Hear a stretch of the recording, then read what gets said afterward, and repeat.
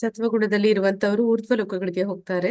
ರಜೋಗುಣದಲ್ಲಿ ಇರುವಂತವರು ಭೂಮಿಯ ಮೇಲೆ ಹುಟ್ಟುತ್ತಾರೆ. ಮತ್ತೆ ತಮೋ ಗುಣದಲ್ಲಿ ಇರುವಂತವರು ಅಧೋಲೋಕಗಳಿಗೆ ಹೋಗ್ತಾರೆ ಅಂತ ನೋಡಿದ್ವಿ. ಮತ್ತೆ ಬ್ರಹ್ಮಾಂಡದಲ್ಲಿ ಯಾವ ಯಾವ ಲೋಕಗಳು ಎಲ್ಲಿ ಬರುತ್ತೆ ಮತ್ತೆ ಅವುಗಳ ಹೆಸರುಗಳನ್ನೆಲ್ಲ ನಾವು ನೋಡಿದ್ವಿ ನಿನ್ನೆ ಅಧ್ಯಾಯದಲ್ಲಿ.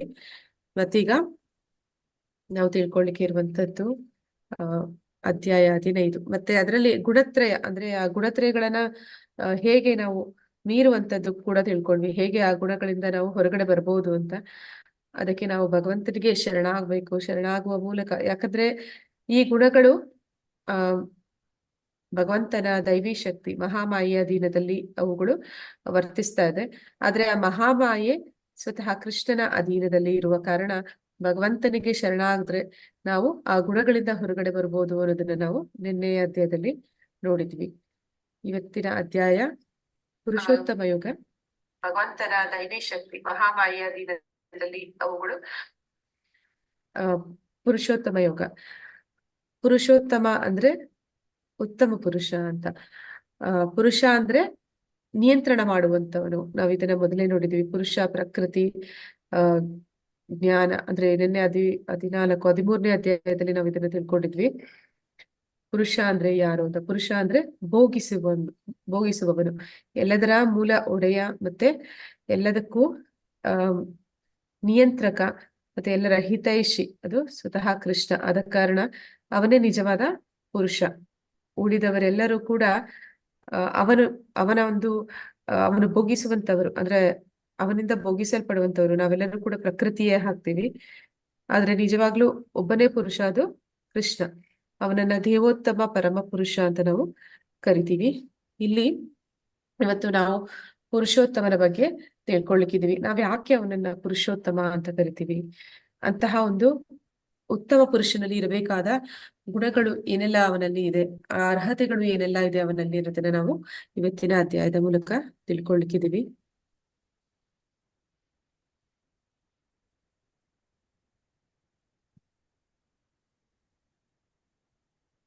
ಶ್ರೀ ಶ್ರೀನಾಥ ಗೋವಿಂದ್ ಕಿ ಜೈ, ಗೌರನಿತಾಯ್ ಕಿ ಜೈ, ಪ್ರಭುಪಾದ್ ಕಿ ಜೈ. ಮೊದಲನೇ ಶ್ಲೋಕ. ಶ್ರೀ ಭಗವಾನ್ ಉವಾಚ ಊರ್ಧ್ವಮೂಲಂ ಅಧಃಶಾಖಂ ಅಶ್ವತ್ಥಂ ಪ್ರಾಹುರವ್ಯಯಂ ಛಂದಾಂಸಿ ಯಸ್ಯ ಪರ್ಣಾನಿ ಯಸ್ತಂ ವೇದ ಸಾ ವೇದವಿತ್. ದೇವೋತ್ತಮ ಪರಮಪುರುಷನು ಹೀಗೆ ಹೇಳಿದನು: ಬೇರುಗಳು ಮೇಲಿರುವ ಮತ್ತು ರೆಂಬೆಗಳು ಕೆಳಗಿರುವ ಅವಿನಾಶಿಯಾದ ಅಶ್ವತ್ಥ ವೃಕ್ಷ ಹೊಂದಿದೆ. ಅದರ ಎಲೆಗಳು ವೇದ ಮಂತ್ರಗಳು ಎಂದು ಹೇಳುತ್ತಾರೆ. ಈ ಮರವನ್ನು ತಿಳಿದವನು ವೇದಗಳನ್ನು ತಿಳಿದವನು. ಅಂದ್ರೆ ಇಲ್ಲಿ ಒಂದು ಸಾದೃಶ್ಯದ ರೀತಿ ಆರೋಪದಲ್ಲಿ ಕೊಡ್ತಾ ಇದ್ದಾರೆ, ಹೋಲಿಕೆಯ ರೀತಿ ನಾವು ಇದನ್ನ ತಿಳ್ಕೊಳ್ಳೋಕೆ ಪ್ರಯತ್ನ ಪಡ್ಬಹುದು. ಇಲ್ಲಿ ನಾವು ನಿನ್ನೆ ನೋಡಿದ್ವಿ, ಅಂದ್ರೆ ಇದು ಬ್ರಹ್ಮಾಂಡದ ಬಗ್ಗೆ ನೋಡಿದ್ವಿ. ಹೇಗೆ 7 ಊರ್ಧ್ವ ಲೋಕಗಳು, 7 ಅಧೋಲೋಕಗಳಿದೆ. ಮತ್ತೆ ಅದರಲ್ಲಿ ಮೇಲೆ ಬರುವಂತದ್ದು ಬ್ರಹ್ಮನ ಲೋಕ, ಅದನ್ನ ಸತ್ಯ ಲೋಕ ಅಂತ ಕೂಡ ಕರೀತಾರೆ. ನಂತರ ಬರುವಂತದ್ದು ಸ್ವರ್ಗ, ಅವೆಲ್ಲವೂ ಕೂಡ ಬರುತ್ತೆ. ಊರ್ಧ್ವ ಲೋಕದ 7 ಲೋಕಗಳು, ಆಮೇಲೆ ಭೂಲೋಕ, ಅದ ಕೆಳಗಡೆ ಅಧೋಲೋಕಗಳು ಇರುತ್ತೆ ಅಂತ. ಹೀಗೆ ಇದಕ್ಕೆ ಒಂದು ಸಾದೃಶ್ಯದ ಮೂಲಕ ತೋರಿಸ್ತಾ ಇದ್ದಾರೆ. ಈ ಒಂದು ಮರ ಅಶ್ವತ್ಥ ವೃಕ್ಷ ಅಂತ ಇಲ್ಲಿ ಹೇಳ್ತಾ ಇದ್ದಾರೆ. ಅಶ್ವತ್ಥ ವೃಕ್ಷ ಅಂದ್ರೆ ಇಲ್ಲಿ ಅವರು ಒಂದು ಆಲದ ಮರ ಅಂತ ಕೂಡ ನಾವು ಕನ್ಸಿಡರ್ ಮಾಡ್ಬೋದು. ಆದ್ರೆ ಆಲದ ಮರದಲ್ಲಿ ನಾವು ನೋಡಿದೀವಿ ರೆಂಬೆ ಕೊಂಬೆಗಳು ಯಾವ ರೀತಿ, ಬೇರು ಅದು ಯಾವ ರೀತಿ ಇರುತ್ತೆ ಅಂತಂದ್ರೆ, ಒಂದು ಬೇರು ಯಾವಾಗ್ಲೂ ಭೂಮಿಯ ಒಳಗಡೆ ಇರುತ್ತೆ. ಆದ್ರೆ ಈ ಆಲದ ಮರದ ಬೇರುಗಳು ಅದು ಮೇಲ್ಮುಖವಾಗಿನೂ ಇರುತ್ತೆ, ಕೆಳಮುಖವಾಗಿನೂ ಇರುತ್ತೆ. ಅಂದ್ರೆ ಅದೊಂದು ಜಟಿಲವಾದ ಮರದ ರೀತಿ ಕಾಣುತ್ತೆ. ಅಂದ್ರೆ ಅದರ ಬೇರುಗಳು ಮೇಲಿಂದ ಅಂದ್ರೆ ಮೇಲ್ಮುಖದಲ್ಲೂ ಇರುತ್ತೆ, ನಾವು ಮೇಲೆ ಕೂಡ ನೋಡ್ಲಿಕ್ಕೆ ಕಾಣಿಸುತ್ತೆ. ಹಾಗಿರುವಂತಹ ಒಂದು ಮರದ ಸಾದೃಶ್ಯವನ್ನಲ್ಲಿ ಕೊಡ್ತಾ ಇದ್ದಾರೆ. ಅಲ್ಲಿ ನಾವು ನೋಡೋದಕ್ಕೆ ಈ ಚಿತ್ರದಲ್ಲಿ ಇಲ್ಲಿ ಡಿಸೈರ್ ಅಂತ ಇದ್ದಾರೆ, ಅಂದ್ರೆ ಬಯಕೆ ಎನ್ನುವಂತ ನದಿ. ಆ ಬಯಕೆ ಎನ್ನುವಂತ ನದಿ, ಅದರಿಂದ ಕೆಳಗಡೆ ನಾವು ಕಾಣ್ತಿರುವಂತದ್ದು ಬ್ರಹ್ಮ ಆ ಊರ್ಧ್ವ ಲೋಕದ ಮೇಲ್ಗಡೆ ಬರುವಂತವನು. ಅವನ ನಂತರ ಬರುವಂತದ್ದು ಇವರೆಲ್ಲರೂ ಕೂಡ ದೇವತೆಗಳು. ಮತ್ತೆ ಅವ್ರು ಹೇಳ್ತಾ ಇದ್ದಾರೆ ಈ ಮರದ ಎಲೆಗಳು ಅದು ವೇದ ಮಂತ್ರಗಳು ಅಂತ. ಯಾರು ಈ ಮರವನ್ನ ತಿಳಿದಿದ್ದಾರೆ, ಕೃಷ್ಣ, ಯಾರು ಈ ಮರವನ್ನ ತಿಳಿದಿದ್ದಾರೆ ಅವರು ವೇದ ಮಂತ್ರಗಳನ್ನು ತಿಳಿದಿದ್ದಾರೆ ಅಂತ. ಅದ್ರ ವೇದವನ್ನ ಪರಿಪೂರ್ಣವಾಗಿ ವೇದವನ್ನೇ ತಿಳಿದಿದ್ದಾರೆ ಅಂತ ಹೇಳ್ತಾ ಇದ್ದಾರೆ. ಈ ದೇವತೆಗಳಾದ ನಂತರ ಬರುವಂತದ್ದು ಇಲ್ಲಿ ನಾವು ಕಾಣ್ತೀವಿ, ಮನುಷ್ಯರು ಕಾಣಿಸ್ತಾ ಇದ್ದಾರೆ. ಮತ್ತೆ ಇಲ್ಲಿ ಏನ್ ಹೇಳ್ತಾ ಇದ್ದಾರೆ, ವೇದಗಳನ್ನ ತಿಳಿಯೋದು ಅಂದ್ರೆ ಏನು, ವೇದಗಳು ಅದು ಏನನ್ನ ಹೇಳುತ್ತೆ, ಧರ್ಮ, ಅರ್ಥ, ಕಾಮ, ಮೋಕ್ಷದ ಬಗ್ಗೆ ತಿಳಿಸ್ಕೊಡುತ್ತೆ. ಹಾಗೆ ಇಲ್ಲಿ ನಾವು ನೋಡ್ತಾ ಇದ್ವಿ ಇಲ್ಲೊಂದು ಫಲಗಳು, ಈ ಮರದ ಫಲಗಳು ಬಿಟ್ಟಿದೆ. ಆ ಫಲಗಳು ಈ ವೇದದ ವೇದಗಳಲ್ಲಿ ಹೇಳಿರುವಂತಹ ಧರ್ಮ, ಅರ್ಥ, ಕಾಮ, ಮೋಕ್ಷ. ಧರ್ಮ ಅಂದ್ರೆ ರಿಲಿಜಿಯಾಸಿಟಿ, ಅರ್ಥ ಅಂದ್ರೆ ಎಕನಾಮಿಕ್ ಡೆವಲಪ್ಮೆಂಟ್, ಆಮೇಲೆ ಕಾಮ ಅಂದ್ರೆ ಸೆನ್ಸ್ ಗ್ರಾಟಿಫಿಕೇಶನ್, ಇನ್ನೊಂದು ಲಿಬರೇಷನ್ ಅಂದ್ರೆ ಮೋಕ್ಷ. ಇವೆಲ್ಲವೂ ಕೂಡ ಆ ಮರದ ಹಣ್ಣುಗಳು, ಫಲಗಳು, ಅಲ್ಲಿ ಬಿಟ್ಟಿರುವಂತ ಫಲಗಳು. ನಂತರ ನಾವು ನೋಡ್ತೀವಿ ಇಲ್ಲಿ ಪಯಸ್ ಆಕ್ಟ್ ಅಂತ ಇದ್ದಾರೆ. ಪಯಸ್ ಆಕ್ಟ್ ಅಂತಂದ್ರೆ ಪುಣ್ಯ ಕಾರ್ಯ ಮಾಡಿದ್ರೆ ಆ ಬೇರುಗಳು ಮೇಲ್ಮುಖವಾಗಿ ಹೋಗ್ತಾ ಇದೆ. ಅಂದ್ರೆ ಆ ಬೇರುಗಳು ಮೇಲ್ಮುಖವಾಗಿ ಹೋಗ್ತಾ ಇದೆ ಅಂದ್ರೆ ಊರ್ಧ್ವ ಲೋಕಗಳ ಕಡೆಗೆ ಹೋಗ್ತಾ ಇದೆ. ಅದೇ ನಾವು ಇಂಪಯಸ್ ಆಕ್ಟ್ಸ್ ಅಂದ್ರೆ ಪಾಪ ಕಾರ್ಯಗಳನ್ನ ಮಾಡಿದ್ರೆ ಅದೇ ಬೇರುಗಳು ಕೆಳಮುಖವಾಗಿ ಹೋಗ್ತಾ ಇವೆ. ಕೆಳಮುಖವಾಗಿ ಹೋದಾಗ ಇಲ್ಲಿ ನಾವು ನೋಡ್ತೀವಿ ಸರೀಸೃಪಗಳು, ನಂತರ ಬರುವಂತದ್ದು ಪ್ರಾಣಿಗಳು. ಹೀಗೆ ಈ ಒಂದು ಮರದಲ್ಲಿ ನಾವು ಒಂದು ಈ ಬ್ರಹ್ಮಾಂಡದ ಒಂದು ಚಿತ್ರಣವನ್ನ ನೋಡ್ತೀವಿ. ಅಂದ್ರೆ ಈ ಬ್ರಹ್ಮಾಂಡದಲ್ಲಿ ಯಾವ್ದೆಲ್ಲ ಲೋಕಗಳಿವೆ, ಮತ್ತೆ ಅಲ್ಲಿ ಏನೆಲ್ಲ ನಡೆಯುತ್ತೆ, ಮತ್ತೆ ಇಲ್ಲಿ ಈ ಸೃಷ್ಟಿಯಲ್ಲಿ ವೇದಗಳನ್ನ ಭಗವಂತ ಕೊಟ್ಟಿದ್ದಾನೆ. ಆ ಭಗವಂತ ಕೊಟ್ಟಿರುವ ವೇದದ ಫಲಗಳು, ಇಲ್ಲಿ ಸೆನ್ಸ್ ಆಬ್ಜೆಕ್ಟ್ಸ್ ಅಂತ ಇದ್ದಾರೆ. ಇಂದ್ರಿಯ ವಸ್ತುಗಳು ಕೂಡ ಈ ಮರದಲ್ಲಿ ಕಾಣ್ಲಿಕ್ಕೆ ಸಿಗುತ್ತೆ. ಇಲ್ಲಿ ನಾವು ನೋಡ್ತಾ ಇದೀವಿ ಈ ವ್ಯಕ್ತಿ ಮಾಡ್ತಿರುವಂತದ್ದು ಕೊಲೆ ಮಾಡ್ತಾ ಇದ್ದಾನೆ, ಅಂದ್ರೆ ಅದು ಇಂಪಯಸ್ ಆಕ್ಟ್ ಆಗುತ್ತೆ. ಅದರಿಂದ ಅವನು ಮತ್ತೆ ಅಧೋಲೋಕಗಳಿಗೆ ಹೋಗ್ಬೇಕಾಗಿ ಬರುತ್ತೆ. ಇಲ್ಲಿ ಅವನು ಎಕನಾಮಿಕ್ ಡೆವಲಪ್ಮೆಂಟ್ ಅಂದ್ರೆ ಅರ್ಥ ಅಂದ್ರೆ ಹಣ ಸಂಪಾದನೆ ಮಾಡುವಂತದ್ದು. ಇಲ್ಲಿ ರಿಲಿಜಿಯೋಸಿಟಿ ಅಂದ್ರೆ ಇಲ್ಲಿ ಭಗವಂತನ ಆರಾಧನೆ ಮಾಡುವಂತದ್ದು. ಸೆನ್ಸ್ ಗ್ರಾಟಿಫಿಕೇಶನ್ ಅಂದ್ರೆ ಇಂದ್ರಿಯ ಸುಖವನ್ನ ಮಾಡುವಂತದ್ದು. ಲಿಬರೇಷನ್ ಅಂತಂದ್ರೆ ಅವನು ಇಲ್ಲಿ ಊರ್ಧ್ವ ಲೋಕಗಳಿಗೆ ಹೋಗ್ತಾ ಇರುವಂತದ್ದು. ಇವೆಲ್ಲವೂ ಕೂಡ ಈ ಮರದಲ್ಲಿ, ಅಂದ್ರೆ ಈ ಒಂದು ಅಂದ್ರೆ ಹೋಲಿಕೆ ಮಾಡ್ತಾ ಇದ್ದಾರೆ ಒಂದು ಆಲದ ಮರಕ್ಕೆ. ಅದರಲ್ಲಿ ನಾವು ಕಾಣೋದಕ್ಕೆ ಸಿಗುತ್ತೆ. ದೇವೋತ್ತಮ ಪರಮ ಪುರುಷ ಹೀಗೆ ಹೇಳ್ತಾ ಇದ್ದಾನೆ, ಬೇರುಗಳು ಮೇಲಿದೆ ಮತ್ತೆ ರೆಂಬೆಗಳು ಕೆಳಗಿದೆ. ಸಾಧಾರಣವಾಗಿ ಬೇರುಗಳು ಕೆಳಗಿದ್ದು ರೆಂಬೆಗಳು ಮೇಲಿರ್ಬೇಕು, ಆದ್ರೆ ಇದು ತಲೆ ಕೆಳಗಾಗಿರುವಂತಹ ಮರ ಅಂತ ಹೇಳ್ತಾ ಇದ್ದಾರೆ. ಮತ್ತೆ ಅವಿನಾಶಿಯಾದ ಅಶ್ವತ್ಥ ವೃಕ್ಷ, ಅದಕ್ಕೆ ವಿನಾಶ ಇಲ್ಲ, ಅಂದ್ರೆ ಅವಿನಾಶಿ ಅದು ಅಂತ ಇಲ್ಲಿ ಹೇಳ್ತಾ ಇದ್ದಾರೆ. ಅಂದ್ರೆ ಇಲ್ಲಿ ಒಮ್ಮೆ ಬಂದು ಸಿಕ್ಕಾಕೊಂಡ್ವಿ ಅಂದ್ರೆ ನಾವು ಮತ್ತೆ ಮತ್ತೆ ಇಲ್ಲಿಂದ ನಾವು ಬಿಟ್ಟು ಹೋಗೋದಕ್ಕೆ ಸಾಧ್ಯ ಇಲ್ಲ, ಯಾಕಂದ್ರೆ ಇದು ಒಂದು ಜಟಿಲವಾದ ಮರ. ಹಾಗೆ ನಾವು ಅದರಲ್ಲಿ ಸಿಕ್ಕಾಕೋತೀವಿ ಅಂತ. ಅದರ ಎಲೆಗಳು ವೇದ ಮಂತ್ರಗಳು ಎಂದು ಹೇಳುತ್ತಾರೆ. ಈ ಮರವನ್ನು ತಿಳಿದವನು ವೇದಗಳನ್ನು ತಿಳಿಯುತ್ತಾನೆ ಅಂತೇಳಿ ಹೇಳ್ತಾ ಇದ್ದಾರೆ. ಇನ್ನು ಸ್ಪಷ್ಟವಾಗಿ ಇನ್ನೊಂದು ಚಿತ್ರಣ ಕೊಟ್ಟಿದ್ದಾರೆ, ಇಲ್ಲಿ ನಾವು ನೋಡೋಣ ಅದೇನಿದೆ ಅಂತ. ಈ ಭೌತಿಕ ಜಗತ್ತು ಏನಿದೆ ಅದು ಆಧ್ಯಾತ್ಮಿಕ ಜಗತ್ತಿನ ವಕ್ರ ಪ್ರತಿಬಿಂಬ ಅಂತ ಹೇಳ್ತಾರೆ. ಅಂದ್ರೆ ಯಾವ್ದಾದ್ರು ನದಿಯ ತೀರದಲ್ಲೋ ಅಥವಾ ಯಾವ್ದಾದ್ರು ಒಂದು ನೀರಿನ ಒಂದು ಕೆರೆ ಅಥವಾ ಎಲ್ಲೋ ಒಂದು ನೀರು ಜಲಾಶಯ ಇರುವಂತ ಜಾಗದಲ್ಲಿ ನಾವು ನಿಂತ್ಕೊಂಡ್ರೆ ಅಲ್ಲಿ ಯಾವ್ದಾದ್ರು ದಡದಲ್ಲಿ ಮರಗಿಡಗಳು ಇತ್ತು ಅಂತಂದ್ರೆ ಅದರ ಒಂದು ಪ್ರತಿಬಿಂಬ ನೀರಿನಲ್ಲಿ ನಮಗೆ ಹೇಗೆ ಕಾಣುತ್ತೆ ಅಂತಂದ್ರೆ ಅದು ತಲೆ ಕೆಳಗಾಗಿ ಕಾಣುತ್ತೆ. ಈ ಭೌತಿಕ ಜಗತ್ತು ಅನ್ನುವಂಥದ್ದು ಆಧ್ಯಾತ್ಮಿಕ ಜಗತ್ತಿನ ವಕ್ರ ಪ್ರತಿಬಿಂಬ. ಅಂದ್ರೆ ಇಲ್ಲಿ ಕೂಡ ಅದು ನಮಗೆ ತಲೆ ಕೆಳಗಾಗಿಯೇ ಇದೆ. ಅಂದ್ರೆ ಎಲ್ಲವೂ ಕೂಡ ಯಾವುದು ಮೂಲ ಬೇರು, ಈ ಸೃಷ್ಟಿಗೆ ಮೂಲ ಸೃಷ್ಟಿಕರ್ತ ಅವನು ಬ್ರಹ್ಮ. ಆ ಬೇರು, ಮೂಲ ಬೇರು ಅದು ಮೇಲ್ಗಡೆಗಿದೆ. ಮತ್ತೆ ಆ ಎಲೆಗಳು, ಕೊಂಬೆಗಳು ಅವೆಲ್ಲ ಕೂಡ ಕೆಳಮುಖವಾಗಿ ಹೋಗ್ತಾ ಇದೆ. ಆ ರೀತಿ ಒಂದು ಚಿತ್ರಣವನ್ನ ಕೊಟ್ಟಿದ್ದಾರೆ. ಇಲ್ಲಿ ಬಯಕೆ ಎನ್ನುವಂತಹ ಒಂದು ನದಿ ಹರಿತಿದೆ. ಈ ಬಯಕೆ ಎನ್ನುವಂಥದ್ದು ಇದು ಮೂಲ ಕಾರಣ. ಅಂದ್ರೆ ಈ ನಮಗೆ ಯಾವಾಗ ಬಯಕೆ ಆಯ್ತು, ನಾವು ಭಗವಂತನ ಹಾಗೆ ಇರ್ಬೇಕು, ನಾವು ಭಗವಂತನ ಹಾಗೆ ಭೋಗಿಸಬೇಕು, ನಾವು ಪುರುಷ ಅನಿಸ್ಕೋಬೇಕು, ನಾವು ಭೋಕ್ತಾರ ಆಗ್ಬೇಕು, ನಾವು ಒಡೆಯ ಅನಿಸ್ಕೋಬೇಕು ಅಂತ ನಮ್ಗೆ ಯಾವಾಗ ಈ ಒಂದು ಬಯಕೆ ಆಯ್ತು, ಅದಾಗಿದ ಕೂಡಲೇ ನಾವು ಈ ವಕ್ರ ಪ್ರತಿಬಿಂಬ, ಆಧ್ಯಾತ್ಮಿಕ ಜಗತ್ತಿನ ವಕ್ರ ಪ್ರತಿಬಿಂಬ ಆದಂತಹ ಈ ಭೌತಿಕ ಜಗತ್ತಿಗೆ ಬಂದು ಬೀಳ್ತೀವಿ. ಇಲ್ಲಿ ಬಂದ್ಮೇಲೆ ನಾವು ಏನ್ ಮಾಡ್ತೀವಿ, ಇಲ್ಲಿಗೆ ಬಂದ್ಮೇಲೆ ನಾವು ಮಾಡುವಂತ ಪ್ರತಿಯೊಂದು ಕೆಲಸಕ್ಕೊಂದು ಪ್ರತಿಕ್ರಿಯೆ ಅನ್ನೋದಿದೆ. ಪುಣ್ಯ ಕಾರ್ಯ ಆದ್ರೆ ಅದು ಮೇಲೆ ಕರ್ಕೊಂಡು ಹೋಗುತ್ತೆ, ಪಾಪ ಕಾರ್ಯ ಆದ್ರೆ ಅದು ನಮ್ಮನ್ನ ಕೆಳಗಡೆ ಕರ್ಕೊಂಡು ಹೋಗುತ್ತೆ. ಆದ್ರೆ ಇಲ್ಲಿ ಈ ಮರದ ಒಂದು ಜಟಿಲತೆ ಹೇಗಿದೆ ಅಂದ್ರೆ ನಾವು ಮತ್ತೆ ಮೇಲೆ ಕೆಳಗೆ ಮತ್ತೆ ಮೇಲೆ ಕೆಳಗೆ ಅಂತ ಹೋಗ್ತಾನೆ ಇರ್ತೀವಿ ಹೊರತು ಇದರಿಂದ ಆಚೆಗೆ ನಾವು ಹೋಗ್ಬೇಕು ಅಂತಂದ್ರೆ ಏನ್ ಮಾಡ್ಬೇಕು ಅನ್ನೋದನ್ನ ಮುಂದಿನ ಶ್ಲೋಕಗಳಲ್ಲಿ ಭಗವಂತ ತಿಳಿಸ್ಕೊಡ್ತಾನೆ. ಅಧಶ್ಚೋರ್ಧ್ವಂ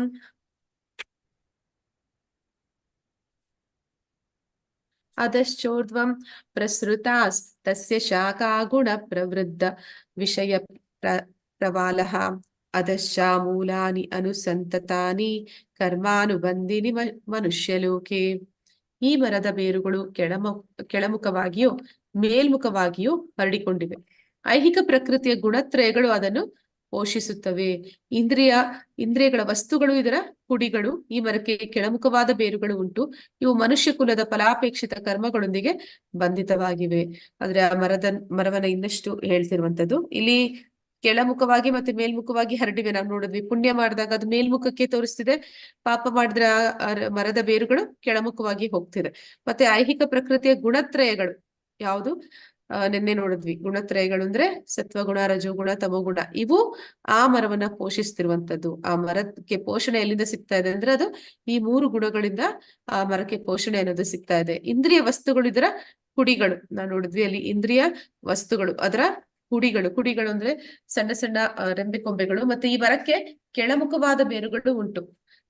ಕೆಳಮುಖವಾದ ಬೇರುಗಳು ಅಂತಂದ್ರೆ ನಾವು ಪಾಪ ಕಾರ್ಯಗಳನ್ನ ಮಾಡಿದಾಗ ಆ ಮರದ ಬೇರುಗಳು ಕೆಳಮುಖವಾಗಿ ಬರ್ತವೆ. ಇವು ಮನುಷ್ಯ ಕುಲದ ಫಲಾಪೇಕ್ಷಿತ ಕರ್ಮಗಳೊಂದಿಗೆ ಬಂಧಿತವಾಗಿವೆ. ಮನುಷ್ಯ ಕುಲದಲ್ಲಿ ನಾವು ಯಾವ ರೀತಿ ಒಂದು ಫಲಗಳನ್ನ ಅಪೇಕ್ಷಿಸಿ ಕಾರ್ಯಗಳನ್ನ ಮಾಡ್ತೀವಿ, ಅದಕ್ಕೆ ತಕ್ಕಂತೆ ನಮ್ಮ ಒಂದು ಕರ್ಮ ಬಂಧನದಲ್ಲಿ ಏನಾಗುತ್ತೆ ಅಂದ್ರೆ ನಾವು ಒಂದು ಬೇರುಗಳು ಮೇಲ್ಮುಖವಾಗಿನೂ ಹೋಗ್ಬೋದು, ಅಥವಾ ಅದೇ ಬೇರುಗಳು ಕೆಳಮುಖವಾಗಿ ಕೂಡ ಬರ್ಬೋದು.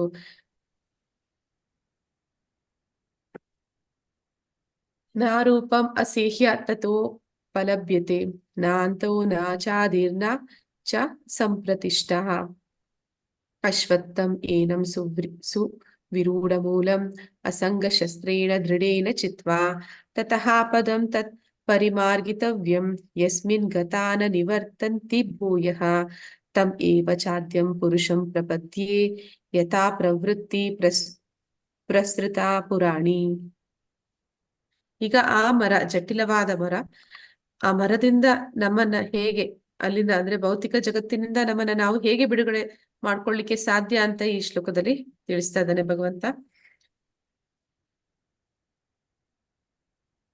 ಹೇಗೆ ನಾವು ಇಲ್ಲಿಂದ ಬಿಡುಗಡೆ ಪಡೆಯುವಂತದ್ದು. ಈ ಮರದ ನಿಜವಾದ ರೂಪವನ್ನು ಈ ಜಗತ್ತಿನಲ್ಲಿ ಕಾಣಲಾಗುವುದಿಲ್ಲ.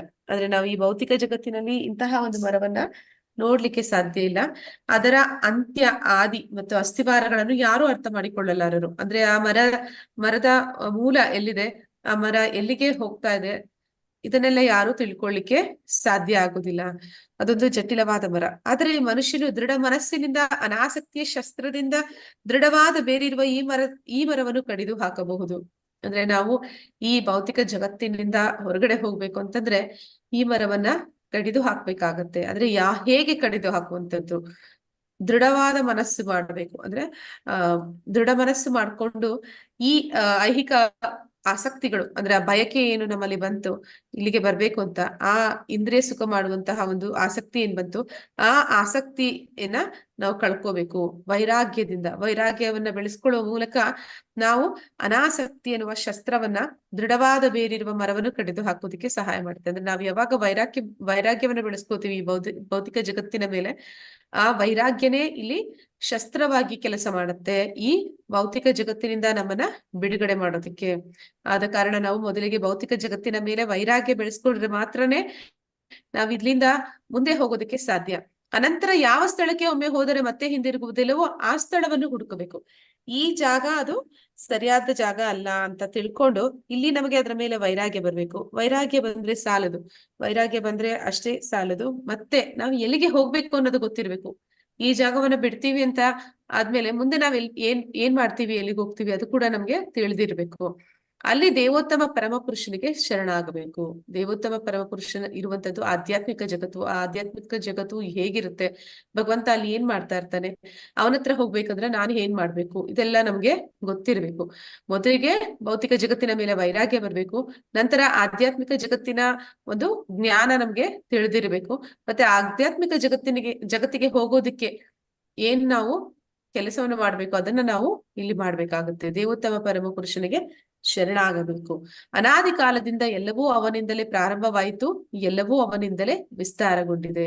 ಅಂದ್ರೆ ಯಾರು ದೇವೋತ್ತಮ ಪರಮ ಪುರುಷನಿದ್ದಾನೆ ಅವನಿಗೆ ನಾವು ಯಾವಾಗ ಶರಣಾಗ್ತೀವಿ ಆಗ ನಾವು ಈ ತ್ರಿಗುಣಗಳಿಂದ ಆಗಿರುವಂತಹ ಈ ಒಂದು ಅಂದ್ರೆ ತ್ರಿಗುಣಗಳು ಪೋಷಿಸುತ್ತಿರುವಂತಹ ಈ ಒಂದು ಮರ ಏನಿದೆ, ಆ ಮರದ ಬೇರನ್ನ ಒಂದು ವೈರಾಗ್ಯ ಅನ್ನುವಂಥ ಶಸ್ತ್ರದಿಂದ ಕಡಿದು ಹಾಕಿ ನಾವು ಭಗವಂತನಿಗೆ ಶರಣಾದ್ರೆ ಆಗ ಈ ತ್ರಿಗುಣಗಳು ನಮ್ಮನ್ನ ಇಲ್ಲಿಂದ ಬಿಡುಗಡೆ ಮಾಡಕ್ಕೆ, ಅಂದ್ರೆ ನಮ್ಮನ್ನ ನಾವು ಬಿಡಿಸ್ಕೊಳ್ಳೋದಕ್ಕೆ ಸಹಾಯ ಮಾಡುತ್ತೆ.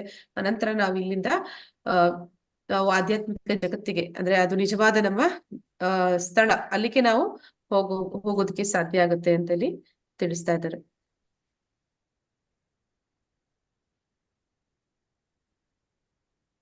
ಈಗ ಆಧ್ಯಾತ್ಮಿಕ ಜಗತ್ತು ಅಂದ್ರೆ ಹೇಗಿರುತ್ತೆ? ಇಷ್ಟೊತ್ತು ನಾವು ನೋಡಿದ್ದು ಭೌತಿಕ ಜಗತ್ತಿನ ಬಗ್ಗೆ. ಈಗ ಆಧ್ಯಾತ್ಮಿಕ ಜಗತ್ತು ಅನ್ನೋದು ಹೇಗಿರುತ್ತೆ ಅನ್ನೋದನ್ನ ತಿಳಿಸ್ಕೊಡ್ತಾ ಇದ್ದಾರೆ. ನ ತದ್ಭಾಸಯತೆ ಸೂರ್ಯೋ ನ ಶಶಾಂಕೋ ನ ಪಾವಕಃ ಯದ್ಗತ್ವಾ ನ ನಿವರ್ತಂತೆ ತದ್ದಾಮಂ ಪರಮಂ ಮಮ. ನನ್ನ ಆ ಪರಮಧಾಮವನ್ನು ಸೂರ್ಯಚಂದ್ರರಾಗಲಿ ಅಗ್ನಿ ವಿದ್ಯುತ್ ಶಕ್ತಿಗಳಾಗಲಿ ಬೆಳಗುವುದಿಲ್ಲ. ಅದನ್ನು ತಲುಪಿದವರು ಈ ಐಹಿಕ ಜಗತ್ತಿಗೆ ಮತ್ತೆ ಬರುವುದೇ ಇಲ್ಲ. ಆಧ್ಯಾತ್ಮಿಕ ಜಗತ್ತು ಅದು ಯಾವ ರೀತಿ ಇದೆ ಅಂತ ಹೇಳ್ತಾ ಇದ್ದಾರೆ. ಅಲ್ಲಿ ಯಾವುದೇ ಬೆಳಕಿನ ಮೂಲ ಅನ್ನೋದು ಇಲ್ಲ. ಈ ಭೌತಿಕ ಜಗತ್ತಿಗೆ ಸೂರ್ಯ ಅಥವಾ ಚಂದ್ರ ಅಥವಾ ವಿದ್ಯುತ್ ಶಕ್ತಿ ಇದಿಲ್ಲ ಅಂತಂದ್ರೆ ನಾ ಹೇಳಿದೆ, ನಮ್ಗೆ ಕಣ್ಣುಗಳಿದ್ರು ಕೂಡ ನಾವು ಕಾಣ್ಲಿಕ್ಕೆ ಸಾಧ್ಯ ಆಗುದಿಲ್ಲ ಅಂತ. ಆದ್ರೆ ಅಲ್ಲಿ ಆಧ್ಯಾತ್ಮಿಕ ಜಗತ್ತು ಅಲ್ಲಿ ಒಂದು ಸ್ವಯಂ ಪ್ರಭೆಯಿಂದ ಕೂಡಿರುವಂತಹ ಒಂದು ಲೋಕಗಳು. ಅಲ್ಲಿ ಯಾವುದೇ ಒಂದು ಸೂರ್ಯನ ಚಂದ್ರನ ಅವಶ್ಯಕತೆ ಇಲ್ಲ, ಅಥವಾ ಯಾವುದೇ ಒಂದು ಬೆಂಕಿ ಅಥವಾ ವಿದ್ಯುತ್ ಶಕ್ತಿಗಳ ಅವಶ್ಯಕತೆ ಇಲ್ಲ. ಅಲ್ಲಿ ಸ್ವಯಂ ಪ್ರಕಾಶಮಾನವಾದಂತಹ ಒಂದು ಲೋಕ. ಅಲ್ಲಿಗೆ ಒಮ್ಮೆ ಯಾರಾದ್ರೂ ಹೋದ್ರೆ ಅವ್ರು ಮತ್ತೆ ಈ ಭೌತಿಕ ಜಗತ್ತಿಗೆ ಬರುವುದಿಲ್ಲ ಅನ್ನೋದನ್ನ ಇಲ್ಲಿ ತಿಳಿಸ್ತಾ ಇದ್ದಾನೆ ಪರಮಾತ್ಮ. ಇಲ್ಲಿ ನಾವು ನೋಡ್ತಾ ಇರುವಂತಹ ದೃಶ್ಯ, ಇದನ್ನ ಗೋಲೋಕದಲ್ಲಿ ಹೇಗಿದೆ ಅಂತಂದ್ರೆ ಅಲ್ಲಿ ಅಲ್ಲಲ್ಲಿ ಚಿಂತಾಮಣಿ ಅನ್ನುವಂಥದ್ದು ಇದ್ದಿರುತ್ತೆ ಅಂತ ಹೇಳ್ತಾರೆ. ಅಂದ್ರೆ ಈ ಸನಾತನ ಗೋಸ್ವಾಮಿ ಹತ್ರ ಹೋಗಿ ಒಂದು ಚಿಂತಾಮಣಿಗೋಸ್ಕರ ಒಬ್ಬ ಬ್ರಾಹ್ಮಣ ಕೇಳ್ತಾನೆ ಅಂತ ನಾವು ಕತೆ ಕೇಳಿದ್ವಿ. ಆ ರೀತಿ ಆಗ ಸನಾತನ ಗೋಸ್ವಾಮಿ ಹೇಳ್ತಾರೆ, ನೀನು ಹರೇ ಕೃಷ್ಣ ಮಹಾಮಂತ್ರವನ್ನ ಜಪಿಸಿ ಭಗವಂತನ ಧಾಮಕ್ಕೆ ಹೋದ್ರೆ ಇಂತಹ ಚಿಂತಾಮಣಿಗಳು ಸಹಸ್ರಾರು ಅಲ್ಲಲ್ಲಿ ಕಲ್ಲು ಮಣ್ಣಿನ ರೂಪದಲ್ಲಿ ಸಿಕ್ಕಲ್ಲಿ ಬಿದ್ದಿರುತ್ತೆ ಅಂತ ಹೇಳ್ತಾನೆ. ಹಾಗೆ ಗೋಲೋಕ ವೃಂದಾವನ ಅನ್ನುವಂಥದ್ದು ಅಲ್ಲಿ ಕಲ್ಪ ವೃಕ್ಷಗಳು ಮತ್ತೆ ಚಿಂತಾಮಣಿಗಳು ಮತ್ತೆ ಕಾಮಧೇನು ಅಂದ್ರೆ ಸುರಭಿ, ಇಂತಹ ಎಲ್ಲ ಒಂದು ವಸ್ತುಗಳು ಹೇರಳವಾಗಿ ಇರುತ್ತೆ. ಆದ್ರೆ ಅಲ್ಲಿರುವಂತಹ ಯಾರು ಜೀವಿಗಳಿದ್ದಾರೆ ವೈಕುಂಠ ಲೋಕಗಳಲ್ಲಿ, ಅವರಿಗೆ ಇದರ ಮೇಲೆ ಅಂತಹ ಒಂದು ಆಸಕ್ತಿ ಇಲ್ಲ. ನಾವ್ ಯಾರಾದ್ರೂ ಆದ್ರೆ ಅಂತದೊಂದು ಯಾವ್ದಾದ್ರು ಒಂದು ವಸ್ತು ನಮಗೆ ಸಿಕ್ಕಿದ್ರೆ ನಾವು ತುಂಬಾ ಸಂತೋಷ ಪಡ್ತೇವಿ, ಮತ್ತೆ ಅದರ ಕಡೆಗೆ ನಮ್ಮ ಒಂದು ಒಲವು ಮತ್ತೆ ಅದರ ಕಡೆಗೆ ನಮ್ಮ ಒಂದು ಗಮನ, ಅದಕ್ಕೆ ಒಂದು ವಿಶೇಷ ಗಮನವನ್ನ ಕೊಡ್ತೀವಿ. ಆದ್ರೆ ಅಲ್ಲಿರುವಂತವರು ಆ ವಿಶೇಷವಾದ ಗಮನವನ್ನ ಭಗವಂತನಿಗೆ ಕೊಡುವ ಕಾರಣ ಅವ್ರಿಗೆ ಇದ್ಯಾವುದು ಕೂಡ ವಿಶೇಷ ಅಂತ ಅನ್ಸೋದಿಲ್ಲ. ಅಂದ್ರೆ ಅದು ಭಗವಂತನಿಗಿಂತ ಹೆಚ್ಚು ಅಂತ ಅವ್ರಿಗೆ ಯಾವತ್ತೂ ಅನ್ಸೋದಿಲ್ಲ. ಹೀಗೆ ಆ ಗೋಲೋಕ ಅನ್ನುವಂಥದ್ದು ಅಲ್ಲಿ ಎಲ್ಲವೂ ಕೂಡ ಯಥೇಚ್ಛವಾಗಿ ಸಿಗುತ್ತೆ.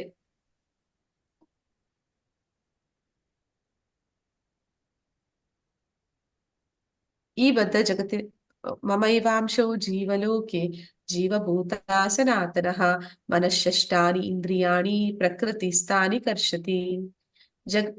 ಈ ಬದ್ಧ ಜಗತ್ತಿನಲ್ಲಿರುವ ಜೀವಿಗಳು ನನ್ನ ನಿತ್ಯವಾದ ಸಣ್ಣ ಸಣ್ಣ ಭಾಗಗಳು. ಬದ್ಧ ಜೀವನದಿಂದಾಗಿ ಅವರು ಮನಸ್ಸು ಸೇರಿದಂತೆ 6 ಇಂದ್ರಿಯಗಳೊಡನೆ ಬಹುವಾಗಿ ಕಷ್ಟಪಡುತ್ತಾರೆ. ಅಂದ್ರೆ ಇಲ್ಲಿ ಏನ್ ಹೇಳ್ತಾ ಇದ್ದಾನೆ ಭಗವಂತ ಅಂತಂದ್ರೆ, ನಾವೆಲ್ಲರೂ ಕೂಡ ಭಗವಂತನ ವಿಭಿನ್ನ ಅಂಶಗಳು, ಭಗವಂತನಿಂದಲೇ ಬಂದಂತವರು. ಆದ್ರೆ ಅವನಿಗೂ ನಮಗೂ ಒಂದು ಹೋಲಿಕೆ ಮಾಡಿ ನೋಡಿದ್ರೆ ಇಬ್ಬರು ಕೂಡ ಒಂದೇ ಗುಣಗಳನ್ನ ಹೊಂದಿದೀವಿ. ಆದ್ರೆ ಗಾತ್ರ ಅಂದ್ರೆ ಒಂದು ಸೈಜ್ ಅಂತ ಹೇಳ್ತೀವಲ್ಲ, ಅದ್ರಲ್ಲಿ ನಮಗೂ ಭಗವಂತನಿಗೂ ಅಜಗಜಾಂತರ ವ್ಯತ್ಯಾಸ ಇದೆ. ಅಂದ್ರೆ ಈಗ ಒಂದು ದಗದಗಿಸಿ ಹುರಿಯುತ್ತಿರುವ ಒಂದು ಬೆಂಕಿ ಜ್ವಾಲೆ ಭಗವಂತನಾದ್ರೆ, ಆ ಬೆಂಕಿ ಜ್ವಾಲೆಯಿಂದ ಹೊರಗಡೆ ಬೀಳುವ ಸಣ್ಣ ಸಣ್ಣ ಕಿಡಿಗಳು ಅದು ನಾವಾಗ್ತೀವಿ.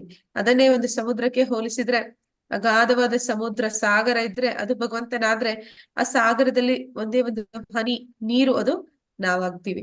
ಹಾಗೆ ಆ ಸಾಗರದ ನೀರಿನ ಗುಣಕ್ಕೂ ಮತ್ತೆ ಆ ಸಾಗರದ ನೀರಿನ ಒಂದು ಹನಿಗೂ ಅದರಲ್ಲಿರುವ ಗುಣಕ್ಕೂ ಸಮಾನತೆ ಅನ್ನೋದು ಇರುತ್ತೆ. ಹಾಗೆ ನಾವು ಕೂಡ ಭಗವಂತನ ಹಾಗೆ ಆತ್ಮ ಅನ್ನುವಂಥದ್ದು ಏನು ಅಂದ್ರೆ ಅದು ಸಚ್ಚಿದಾನಂದ, ಶಾಶ್ವತವಾದದ್ದು, ಜ್ಞಾನಪೂರ್ಣವಾದದ್ದು, ಮತ್ತೆ ಅದು ಆನಂದ ಅದರಲ್ಲೂ ಕೂಡ ಸದಾ ಇರುತ್ತೆ. ಆದ್ರೆ ನಾವು ಈ ಭೌತಿಕ ಜಗತ್ತಿಗೆ ಬಂದ ಕಾರಣ ಆತ್ಮದ ಒಂದು ಜ್ಞಾನವನ್ನ ಕಳ್ಕೊಂಡಿದೀವಿ, ದೇಹದ ಭಾವಕ್ಕೆ ಬಂದಿದ್ದೀವಿ. ಇಲ್ಲಿ ದೇಹವನ್ನೇ ನಾವು ಅಂತ ತಿಳ್ಕೊತಾ ಇದೀವಿ. ಆದ ಕಾರಣ ನಾವು ಆ ದೇಹದ ಒಂದು ಏನದು ಅದು ಶಾಶ್ವತವಾಗಿ ಇರುವಂತದ್ದಲ್ಲ.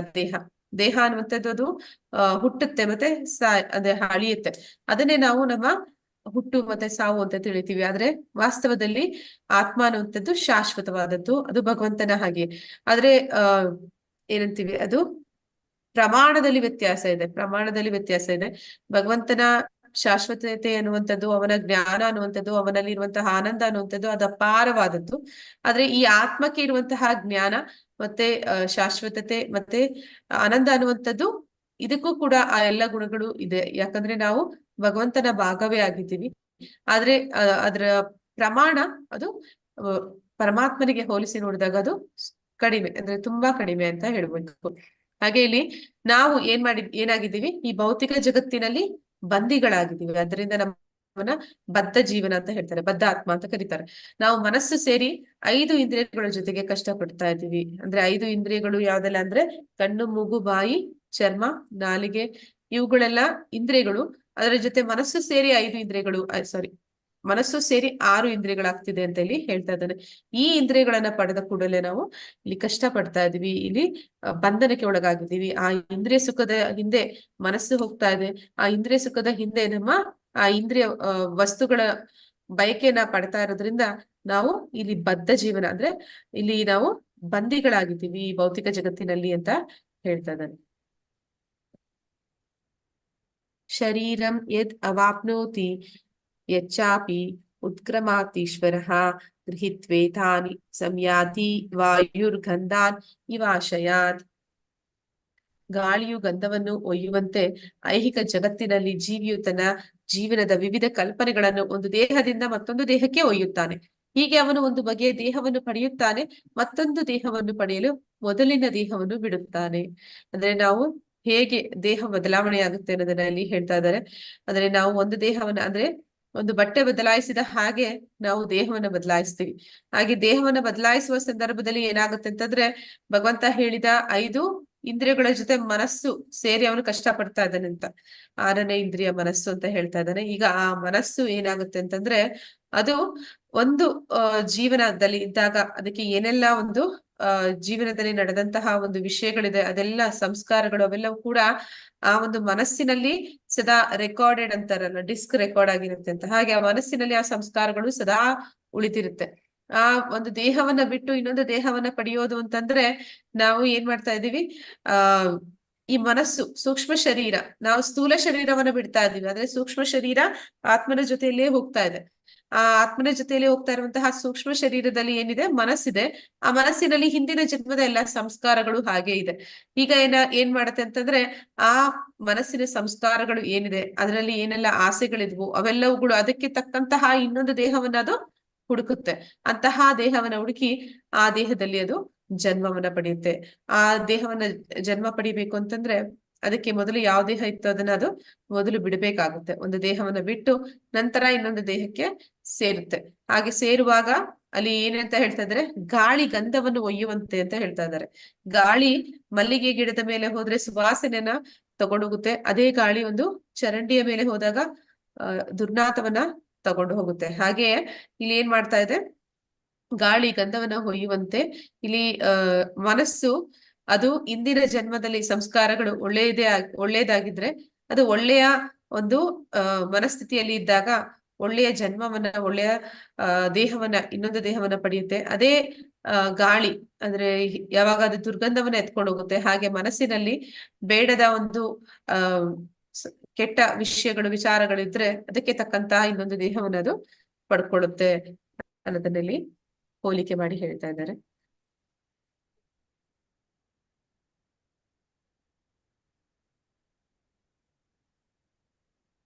ಶ್ರೋತ್ರಂ ಚಕ್ಷುಃ ಸ್ಪರ್ಶನಾಚ ರಸನಂ ಘ್ರಾಣಂ ಏವ ಚ ಅಧಿಷ್ಠಾಯ ಮನಶ್ಚಾಯಂ ವಿಷಯಾನ್ ಉಪಸೇವತೆ.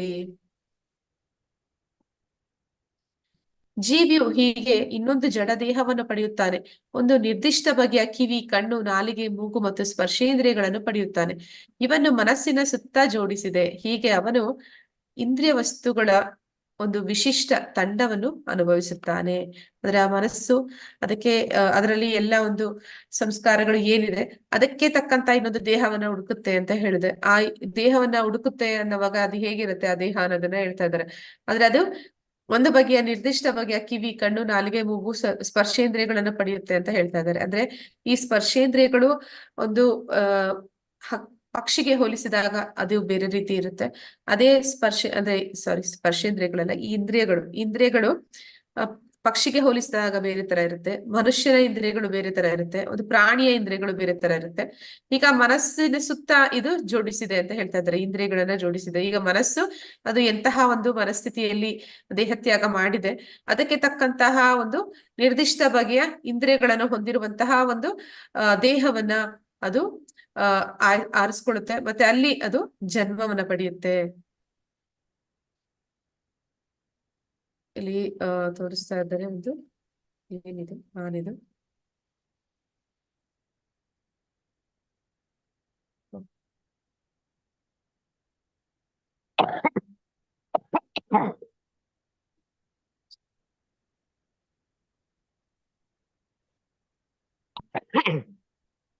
उत्क्राममन्तं स्थितं वापि भुञ्जानं वा गुणान्वितं विमूढानानुपश्यन्ति पश्यन्ति ಜ್ಞಾನಚಕ್ಷುಷಾ.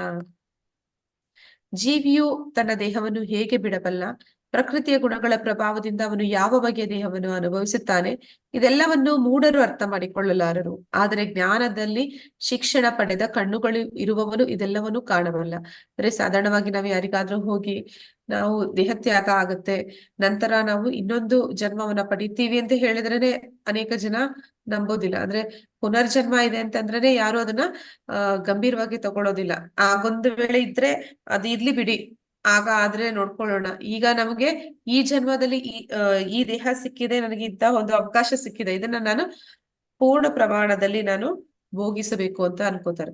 ಹಾಗೆ ಯಾರು ಜ್ಞಾನದ ಚಕ್ಷುವನ್ನು ಪಡೆದಿದ್ದಾನೆ, ಯಾರು ಜ್ಞಾನದಲ್ಲಿ ಶಿಕ್ಷಣವನ್ನು ಪಡೆದಿದ್ದಾನೆ, ಅಂತವನು ಮಾತ್ರ ಇದನ್ನ ಕಾಣೋದಕ್ಕೆ ಸಾಧ್ಯ ಆಗುತ್ತೆ. ಅಂದ್ರೆ ಅವನಿಗೆ ಮಾತ್ರ ತಿಳಿಯುತ್ತೆ ಹೇಗೆ ಒಂದು ದೇಹವನ್ನ ಬಿಟ್ಟು ಇನ್ನೊಂದು ದೇಹವನ್ನ ಜೀವಿ ಪಡಿತಾನೆ. ಮತ್ತೆ ಆ ರೀತಿ ಅವನು ಒಂದು ದೇಹದಿಂದ ಇನ್ನೊಂದು ದೇಹಕ್ಕೆ ಹೋಗ್ಬೇಕಾದ್ರೆ ಈ ಪ್ರಕೃತಿಯ ಗುಣಗಳ ಪ್ರಭಾವ ಅದರ ಮೇಲೆ ಹೇಗೆ ಅದು ಬೀರುತ್ತೆ. ನಾವು ಹಿಂದಿನ ಅಧ್ಯಾಯದಲ್ಲಿ ನೋಡಿದ್ವಿ, ಗುಣಗಳು ಸತ್ವಗುಣ, ರಜೋಗುಣ, ತಮೋಗುಣ.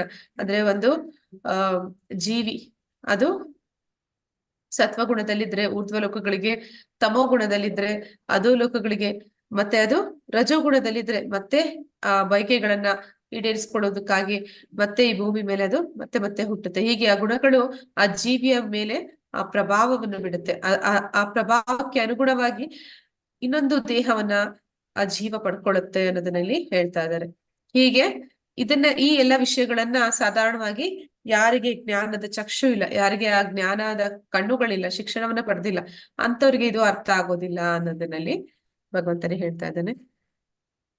ಇಲ್ಲಿ ಒಂದು ಉದಾಹರಣೆಯನ್ನ ಕೊಟ್ಟಿದ್ದಾರೆ, ಜ್ಞಾನದ ಚಕ್ಷು ಅಂದ್ರೆ ಏನು ಅಂತ. ಈಗ ನಮ್ಮ ಹತ್ರ ಒಂದು ಕಾರ್ ಇದೆ, ಆ ಕಾರ್ ಹೋಗ್ತಾ ಹೋಗ್ತಾ ದಾರಿಯಲ್ಲಿ ಅದಕ್ಕೇನೋ ಒಂದು ಪ್ರಾಬ್ಲಮ್ ಆಗಿ ಅದು ನಿಂತೋಗುತ್ತೆ. ನಿಂತೋದಾಗ ಆ ಕಾರ್ದ್ ಒಂದು ಮುಂದೆಗಡೆ ಇಂಜಿನ್ ಏನಿದೆ ಅದನ್ನ ತೆಗೆದು ನೋಡಿದ್ರು ಕೂಡ ಇಲ್ಲಿ ಮೊದಲನೇ ವ್ಯಕ್ತಿ ನೋಡ್ತಾ ಇದ್ದಾನೆ, ಆದ್ರೆ ಅವ್ನಿಗೆ ಏನು ಅರ್ಥ ಆಗೋದಿಲ್ಲ. ಯಾಕಂದ್ರೆ ಅವನಿಗೆ ಆ ಕಾರಿನ ಇಂಜಿನ್ ಬಗ್ಗೆ ಏನು ಅವನಿಗೆ ಜ್ಞಾನ ಇಲ್ಲ, ಅದರ ವಿಷಯ ಅವನಿಗೆ ತಿಳಿದಿಲ್ಲ. ಆದ್ರೆ ಕೆಳಗಡೆ ಇನ್ನೊಬ್ಬ ವ್ಯಕ್ತಿ ಮೆಕ್ಯಾನಿಕ್, ಅವನು ಕೂಡ ಅದನ್ನ ತೆಗೆದು ನೋಡ್ತಾ ಇದ್ದಾನೆ, ಆದ್ರೆ ಅವನಿಗೆ ಗೊತ್ತಿದೆ ಅಲ್ಲಿ ಏನು ತಪ್ಪಾಗಿದೆ, ಅಲ್ಲಿ ಏನಾಗಿರ್ಬೇಕಾಗಿತ್ತು, ಅದನ್ನ ಹೇಗ್ ಸರಿಪಡಿಸೋದು ಅದೆಲ್ಲವೂ ಕೂಡ ಅವನ್ಗೆ ತಿಳಿದಿದೆ. ಆದ ಕಾರಣ ಅವನು ಅಲ್ಲಿ ಏನ್ ತೊಂದರೆ ಆಗಿದೆ ಅನ್ನೋದನ್ನ ತಿಳಿಲಿಕ್ಕಾಗುತ್ತೆ.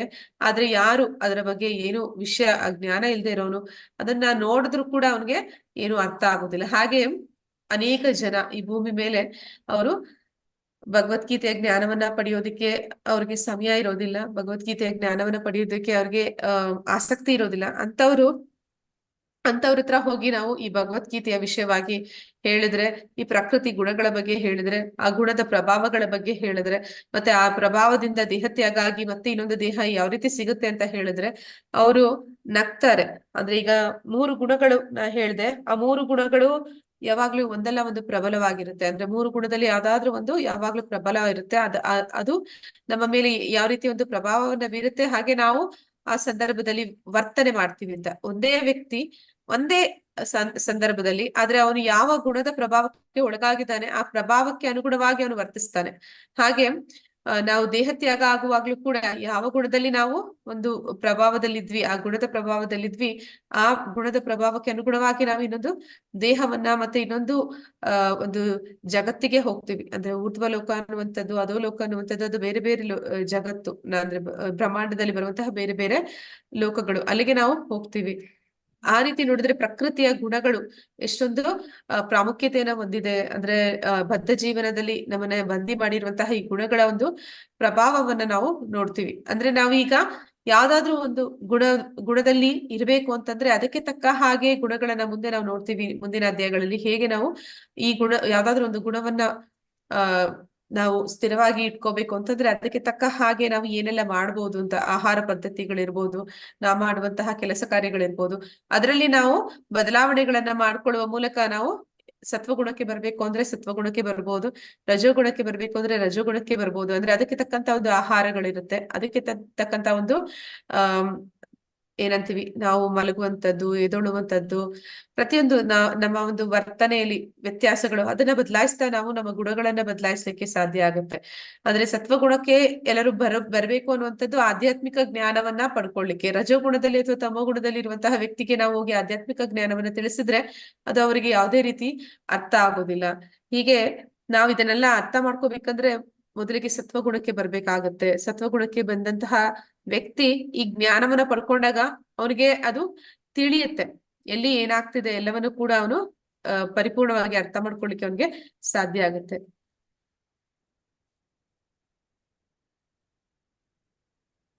ಯತಂತೋ ಯೋಗಿನಶ್ಚೈನಂ ಪಶ್ಯಂತಿ ಆತ್ಮನಿ ಅವಸ್ಥಿತಂ ಯತಂತೋ ಅಪಿ ಅಕೃತಾತ್ಮನೋ ನೈನಂ ಪಶ್ಯಂತಿ ಅಚೇತಸಃ. ಆತ್ಮ ಸಾಕ್ಷಾತ್ಕಾರದಲ್ಲಿ ನೆಲೆಯಾಗಿದ್ದು ಪ್ರಯತ್ನ ಪಡುತ್ತಿರುವ ಆಧ್ಯಾತ್ಮಿಕವಾದಿಗಳು ಇದೆಲ್ಲವನ್ನು ಸ್ಪಷ್ಟವಾಗಿ ಕಾಣಬಲ್ಲರು.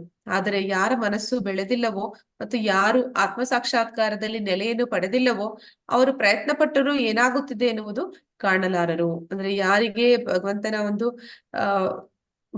ಒಂದು ಕೃಪೆಯಿಂದ ಅವರಿಗೆ ಇದೆಲ್ಲವನ್ನು ತಿಳಿಯುವಂತಹ ಒಂದು ಜ್ಞಾನ ಸಿಗುತ್ತೆ. ಅಂದ್ರೆ ಯಾರು ಭಕ್ತಿ ಮಾರ್ಗದಲ್ಲಿ ತೊಡಗ್ತಾರೆ, ಭಗವಂತ ಹೇಳ್ತಾನೆ, ನಾನು ಅವರ ಹೃದಯದಲ್ಲಿ ಚೈತ್ಯ ಗುರುವಾಗಿ ಅವರಿಗೆ ಬೇಕಾದಂತಹ ಜ್ಞಾನವನ್ನ ಕೊಡ್ತೀನಿ, ಅವರ ಹೃದಯದಲ್ಲಿರುವಂತಹ ಅಜ್ಞಾನದ ಕತ್ತಲನ್ನ ನಾನು ಹೋಗಲಾಡಿಸ್ತೀನಿ ಅಂತ. ಹಾಗೆ ಯಾರ ಹೃದಯದಲ್ಲಿ ಭಗವಂತನ ಕೃಪೆಯಿಂದ ಆ ಜ್ಞಾನದ ಬೆಳಕು ಸಿಕ್ಕಿದೆಯೋ ಅಂತವ್ರು ಮಾತ್ರ ಇದನ್ನ ಸ್ಪಷ್ಟವಾಗಿ ಅರ್ಥ ಮಾಡ್ಕೋತಾರೆ. ಅಂದ್ರೆ ಈಗ ನಾವು ಕೇಳಿದ್ವಲ್ಲ ಇಷ್ಟೊತ್ತು, ಹೇಗೆ ಪ್ರಕೃತಿ ಗುಣಗಳು ಪ್ರಭಾವ ಇದೆ, ಮತ್ತೆ ಹೇಗೆ ನಾವು ಬದ್ಧ ಜೀವಿಗಳಾಗಿದ್ದೀವಿ, ಮತ್ತೆ ಈ ಬದ್ಧ ಜೀವನದಿಂದ ಹೊರಗಡೆ ಬರ್ಬೇಕು ಅಂತಂದ್ರೆ ನಾವು ಭಗವಂತನಿಗೆ ಶರಣಾಗ್ಬೇಕಾಗತ್ತೆ, ಭಗವಂತ ಯಾರು ಅಂತ ತಿಳಿಬೇಕಾಗತ್ತೆ, ಈ ಆಧ್ಯಾತ್ಮಿಕ ಜಗತ್ತು ಅಂದ್ರೆ ಏನು ಅಂತ ಗೊತ್ತಾಗ್ಬೇಕಾಗುತ್ತೆ, ಭೌತಿಕ ಜಗತ್ತಿನಲ್ಲಿ ಇರುವಂತಹ ಕಷ್ಟಗಳು ತಿಳಿಬೇಕಾಗುತ್ತೆ, ಈ ಭೌತಿಕ ಜಗತ್ತಿನ ಮೇಲೆ ನಮಗೆ ವೈರಾಗ್ಯ ಬರ್ಬೇಕಾಗುತ್ತೆ, ಮತ್ತೆ ಆಧ್ಯಾತ್ಮಿಕ ಜಗತ್ತಿನ ಜ್ಞಾನ ನಮ್ಗೆ ಹೊಂದಿರ್ಬೇಕಾಗುತ್ತೆ. ಆಗ ಮಾತ್ರನೇ ನಾವು ಈ ಎಲ್ಲ ವಿಷಯಗಳನ್ನ ತಿಳ್ಕೊಳ್ಳಿಕ್ಕೆ ಸಾಧ್ಯ. ಯಾರಿಗೆ ಅಂತಹ ಒಂದು ಭಗವಂತನ ಕೃಪೆಯಿಂದ ಅಂತಹ ಒಂದು ಜ್ಞಾನದ ಬೆಳಕು ಅನ್ನುವಂಥದ್ದು ಅವರ ಹೃದಯದಲ್ಲಿ ಇನ್ನು ಬಂದಿಲ್ಲವೋ ಅಂತವರು ಇದೆಲ್ಲವನ್ನು ಕೂಡ ಕಾಣ್ತಾರೆ. ಅಂದ್ರೆ ಅವರು ಕೂಡ ನಮ್ಮ ಹಾಗೆ ನೋಡ್ತಾ ಇದ್ದಾರೆ. ಅನೇಕ ಜನ ಹುಟ್ಟುತ್ತಾರೆ, ಅನೇಕ ಜನ ಸಾಯ್ತಾರೆ, ಅನೇಕ ಜನರ ಜೀವನದಲ್ಲಿ ಕಷ್ಟಗಳು ಬರುತ್ತೆ ಹೋಗುತ್ತೆ, ಆದ್ರೆ ಅವರು ಕೂಡ ಅದನ್ನೆಲ್ಲ ಕಾಣ್ತಾ ಇದ್ದಾರೆ. ಆದ್ರೆ ಅವ್ರಿಗೆ ಅದು ಅರ್ಥ ಆಗೋದಿಲ್ಲ, ಅದು ಅವ್ರಿಗೆ ಸ್ಪಷ್ಟವಾಗಿ ತಿಳಿಯೋದಿಲ್ಲ, ಏನ್ ನಡೀತಿದೆ ಅನ್ನೋದು ಅವ್ರಿಗೆ ತಿಳಿಯೋದಿಲ್ಲ. ಗಾಂ ಆವಿಶ್ಯ ಚ ಭೂತಾನಿ ಧಾರಯಾಮಿ ಅಹಂ ಓಜಸಾ ಉಷ್ಣಾಮಿ ಔಷಧಿ ಸರ್ವಾ ಸೋಮೋ ಭೂತ್ವಾ ರಸಾತ್ಮಕಃ. ನಾನು ಪ್ರತಿಯೊಂದು ಲೋಕವನ್ನು ಪ್ರವೇಶಿಸುತ್ತೇನೆ ಮತ್ತು ನನ್ನ ಶಕ್ತಿಯಿಂದ ಅವು ತಮ್ಮ ಪಥದಲ್ಲಿ ಉಳಿಯುತ್ತವೆ. ನಾನು ಚಂದ್ರನಾಗುತ್ತೇನೆ ಮತ್ತು ಹಾಗೆ ಎಲ್ಲಾ ತರಕಾರಿಗಳಿಗೆ ಜೀವರಸವನ್ನು ನೀಡುತ್ತೇನೆ. ಕೃಷ್ಣ ನನ್ನ ದೇವೋತ್ತಮ ಪರಮ ಪುರುಷ ಅಂತ ನಾವು ಯಾಕೆ ಕರಿತೀವಿ ಅನ್ನೋದನ್ನ ಮುಂದಿನ ಶ್ಲೋಕಗಳಿಂದ ಈಗಿನ ಶ್ಲೋಕದಿಂದ ಮುಂದೆ ಬರುವಂತಹ ಶ್ಲೋಕಗಳಲ್ಲಿ ನಾವು ತಿಳ್ಕೊಳ್ತೀವಿ. ಮೊದಲಿಗೆ ಭಗವಂತ ಹೇಳ್ತಾ ಇದ್ದಾನೆ, ಅವನು ಎಲ್ಲ ಲೋಕವನ್ನು ಪ್ರವೇಶಿಸ್ತಾನೆ, ಮತ್ತೆ ಅವನ ಶಕ್ತಿಯಿಂದ ಅವು ಪಥದಲ್ಲಿ ಇದೆ. ಅಂದ್ರೆ ಪ್ರತಿಯೊಂದು ಲೋಕದಲ್ಲೂ ಕೂಡ ಭಗವಂತನ ಒಂದು ಮಣಿಗಳ ರೂಪದಲ್ಲಿ, ಅಂದ್ರೆ ದಾರದಲ್ಲಿ ಮಣಿಗಳನ್ನ ಪೋಣಿಸಿದ ಹಾಗೆ ಭಗವಂತ ಎಲ್ಲಾ ಲೋಕಗಳನ್ನು ಕೂಡ ಅವನ ಅಧೀನದಲ್ಲಿ ಇಟ್ಕೊಂಡಿದ್ದಾನೆ, ಅದನ್ನ ಸರಿಯಾದ ಪಥದಲ್ಲಿ ಇಟ್ಕೊಂಡಿದ್ದಾನೆ. ನಾವು ಆಕಾಶದಲ್ಲಿ ನೋಡಿದ್ರೆ ಅನೇಕ ನಕ್ಷತ್ರಗಳು, ಗ್ರಹಗಳನ್ನ ಕಾಣ್ತೀವಿ. ಆ ಎಲ್ಲಾ ನಕ್ಷತ್ರ ಗ್ರಹಗಳು ತಮ್ಮ ಪಥದಲ್ಲಿ ಸರಿಯಾಗಿ ಅದು ಚಲಿಸ್ತಾ ಇವೆ. ಆ ಪಥ ಅದು ಹೇಗೆ ಚಲಿಸ್ತಾ ಇದೆ ಅದು ಭಗವಂತನ ನಿಯಂತ್ರಣದಲ್ಲಿದೆ. ಆಗೊಂದು ವೇಳೆ ಅದು ಭಗವಂತನ ನಿಯಂತ್ರಣದಲ್ಲಿ ಇರದಿದ್ರೆ ಒಂದಕ್ಕೊಂದು ಏನಂತೀವಿ ಅಪಘಾತಗಳಾಗಿ ಎಷ್ಟೋ ನಕ್ಷತ್ರಗಳು, ಗ್ರಹಗಳು ಅವು ನಾಶವಾಗಿ ಹೋಗ್ತಿದ್ವು. ಆದ್ರೆ ಅವೆಲ್ಲವೂ ಕೂಡ ಸರಿಯಾದ ರೀತಿಯಲ್ಲಿ, ಅಂದ್ರೆ ನಮ್ಮ ಸೌರಮಂಡಲವನ್ನೇ ನೋಡಿದ್ರು ಕೂಡ ಅವೆಲ್ಲವೂ ಸರಿಯಾದ ರೀತಿಯಲ್ಲಿ ಸದಾಕಾಲ ಇರುವುದಕ್ಕೆ ಮೂಲ ಕಾರಣ ಭಗವಂತನೇ ಆಗಿದ್ದಾನೆ. ಅಂದ್ರೆ ಒಂದು ಉದಾಹರಣೆಗೆ ತಗೋಬೇಕಂದ್ರೆ, ಸೂರ್ಯ ಒಂದು ಚೂರೇ ಚೂರು ಭೂಮಿಗೆ ಹತ್ರ ಆದ ಅಂತಂದ್ರೂ ಕೂಡ ನಾವು ಸುಟ್ಟು ಭಸ್ಮ ಆಗ್ಬಿಡ್ತೀವಿ. ಅದೇ ಸೂರ್ಯ ಅಷ್ಟೇ ಸ್ವಲ್ಪ ಸ್ವಲ್ಪ ಮಾತ್ರನೇ ದೂರ ಹೋದ ಅಂದ್ರೂ ಕೂಡ ಈ ಭೂಮಿ ಮೇಲೆ ಫುಲ್ಲು ಮಂಜು ಕಟ್ಟಿ ನಾವೆಲ್ಲರೂ ಕೂಡ ಆಗ್ಲೂ ಕೂಡ ಸಾಯ್ತೀವಿ. ಆದ್ರೆ ಸರಿಯಾದ ಒಂದು ಡಿಸ್ಟೆನ್ಸ್ ಅಲ್ಲಿ, ಸರಿಯಾದ ಒಂದು ಅಂತರದಲ್ಲಿ ಸೂರ್ಯ ಮತ್ತೆ ಭೂಮಿ ಅದು ಅದರ ಪಥದಲ್ಲಿ ಚಲಿಸ್ತಾ ಇದೆ. ಇದೆಲ್ಲವನ್ನು ಕೂಡ ಅದೇ ರೀತಿ ನಡಿಬೇಕು ಅಂತ ಯಾರು ನೋಡ್ಕೋತಾ ಇದ್ದಾರೆ ಅಂದ್ರೆ ಅದು ಸ್ವಯಂ ಭಗವಂತನೇ ಅದನ್ನ ಮಾಡ್ತಾ ಇದ್ದಾನೆ. ಅದೆಲ್ಲವೂ ಕೂಡ ಅದರ ಪಥದಲ್ಲಿ ಉಳಿಯುವಂತೆ ಮಾಡಿದ್ದಾನೆ. ಮತ್ತೆ ಭಗವಂತ ಚಂದ್ರನ ಆಗ್ತಾನೆ. ಚಂದ್ರನ ಏನ್ ಮಾಡ್ತಾನೆ ಅಂದ್ರೆ ಎಲ್ಲಾ ತರಕಾರಿಗಳಿಗೆ ಜೀವರಸವನ್ನ ನೀಡ್ತಾನೆ. ಅಂದ್ರೆ ಚಂದ್ರನ ಒಂದು ಪ್ರಾಮುಖ್ಯತೆ ಏನು ಅಂತಂದ್ರೆ, ನಾವು ಏನು ಆಹಾರ ಬೆಳೆಗಳನ್ನ ಬೆಳೀತಾ ಇದೀವಿ, ಆ ಆಹಾರ ಬೆಳೆಗಳಲ್ಲಿ ರಸ ಅನ್ನುವಂಥದ್ದು ಏನಿದೆ, ತರಕಾರಿ ಹಣ್ಣುಗಳಲ್ಲಿ ಸೊಪ್ಪಿನಲ್ಲಿ ಅದರಲ್ಲಿ ಒಂದು ರಸ ಅನ್ನುವಂಥದ್ದು ಏನಿದೆ, ಅದು ಈ ಚಂದ್ರನ ಒಂದು ಬೆಳಕಿನಿಂದ ನಮಗೆ ಸಿಗುತ್ತಿರುವಂತದ್ದು. ಹಾಗೆ ಭಗವಂತ ಆ ಚಂದ್ರನಾಗಿ ಕೂಡ ನಮಗೆ ಅದನ್ನೆಲ್ಲ ಕೊಡ್ತಾ ಇದ್ದಾನೆ. ಮತ್ತೆ ಅಹಂ ವೈಶ್ವನರೋ ಭೂತ್ವಾ ಪ್ರಾಣಿನಾಂ ದೇಹಂ ಆಶ್ರಿತ ಪ್ರಾಣಾಪಾನ ಸಮಾಯುಕ್ತ ಪಚಾಮಿ ಚತುರ್ವಿಧಂ ಅಂದ್ರೆ ಇಲ್ಲಿ ಭಗವಂತ ಅಷ್ಟೇ ಅಲ್ಲ, ಅವನು ನಮಗೆ ಈ ಇಡೀ ಬ್ರಹ್ಮಾಂಡವನ್ನ ಮಾಡಿಕೊಟ್ಟಿದ್ದಾನೆ. ಇಡೀ ಬ್ರಹ್ಮಾಂಡದಲ್ಲಿ ಭಗವಂತ ನಮಗೆ ಸೂರ್ಯ ಚಂದ್ರರನ್ನು ಕೂಡ ಕೊಟ್ಟಿದ್ದಾನೆ. ಈಗ ಅವನು ಅಷ್ಟೇ ಅಲ್ಲ, ಆ ಸೂರ್ಯ ಚಂದ್ರರ ಮೂಲಕ ನಮ್ಗೆ ಬೇಕಾಗಿರೋ ಆಹಾರವನ್ನ ಕೊಟ್ಟಿದ್ದು ಮಾತ್ರ ಅಲ್ಲ, ನಾವು ತಿಂದಂತ ಆಹಾರ ಏನಿದೆ ಅದನ್ನ ಜೀರ್ಣ ಮಾಡುವಂತವನು ಕೂಡ ಅವನೇ ಆಗಿದ್ದಾನೆ. ನಮ್ಮ ದೇಹದೊಳಗಡೆ ನಾವ್ ಏನನ್ನ ತಿಂತಾ ಇದೀವಿ ಅದನ್ನೆಲ್ಲ ಜೀರ್ಣ ಮಾಡೋದು ಕೂಡ ಭಗವಂತನೇ. ಎಲ್ಲಾ ಜೀವಿಗಳ ದೇಹಗಳಲ್ಲಿ ಜಠರಾಗ್ನಿ ನಾವು ಊಟ ಮಾಡಿದ್ಮೇಲೆ ಅದನ್ನ ಜೀರ್ಣ ಮಾಡುವುದಕ್ಕೆ ನಮಗೆ ಅಲ್ಲಿ ಆಸಿಡ್ ಅಂತ ಹೇಳ್ತಾರೆ, ಒಂದು ಅಗ್ನಿ, ಅದು ಕೂಡ ಭಗವಂತನೇ. ದೇಹದಿಂದ ಹೊರಕ್ಕೆ ಹೋಗುವ ಮತ್ತೆ ಹೊಳಕ್ಕೆ ಬರುವ ಪ್ರಾಣವಾಯುವಿನೊಂದಿಗೆ ಸೇರಿ 4 ವಿಧವಾದ ಆಹಾರವನ್ನ ಜೀರ್ಣ ಮಾಡುತ್ತೇನೆ. ಇಲ್ಲಿ 4 ವಿಧವಾದ ಆಹಾರ ಅಂತ ಹೇಳ್ತಾ ಇದ್ದಾರೆ. ಒಂದು ಅಗಿದು ತಿನ್ನುವಂತ ಆಹಾರ, ಇನ್ನೊಂದು ನುಂಗುವಂತ ಆಹಾರ, ಇನ್ನೊಂದು ನಾವು ಹೀರಿಕೊಳ್ಳುವಂತ ಆಹಾರ, ಮತ್ತೆ ಇನ್ನೊಂದು ನಾವು ನೆಕ್ಕುವಂತ ಆಹಾರ ಅಂತ ಹೇಳ್ತಾರೆ. ಈ ರೀತಿ ಒಂದು 4 ರೀತಿಯ ಆಹಾರಗಳನ್ನು ಕೂಡ ಆ ಜಠರಾಗ್ನಿಯಲ್ಲಿ, ಅಂದ್ರೆ ಹೊಟ್ಟೆಯಲ್ಲಿ ಭಗವಂತ ಆ ಜಠರಾಗ್ನಿಯಾಗಿ ಅದನ್ನೆಲ್ಲ ಅವನು ಜೀರ್ಣ ಮಾಡ್ತಾ ಇದ್ದಾನೆ.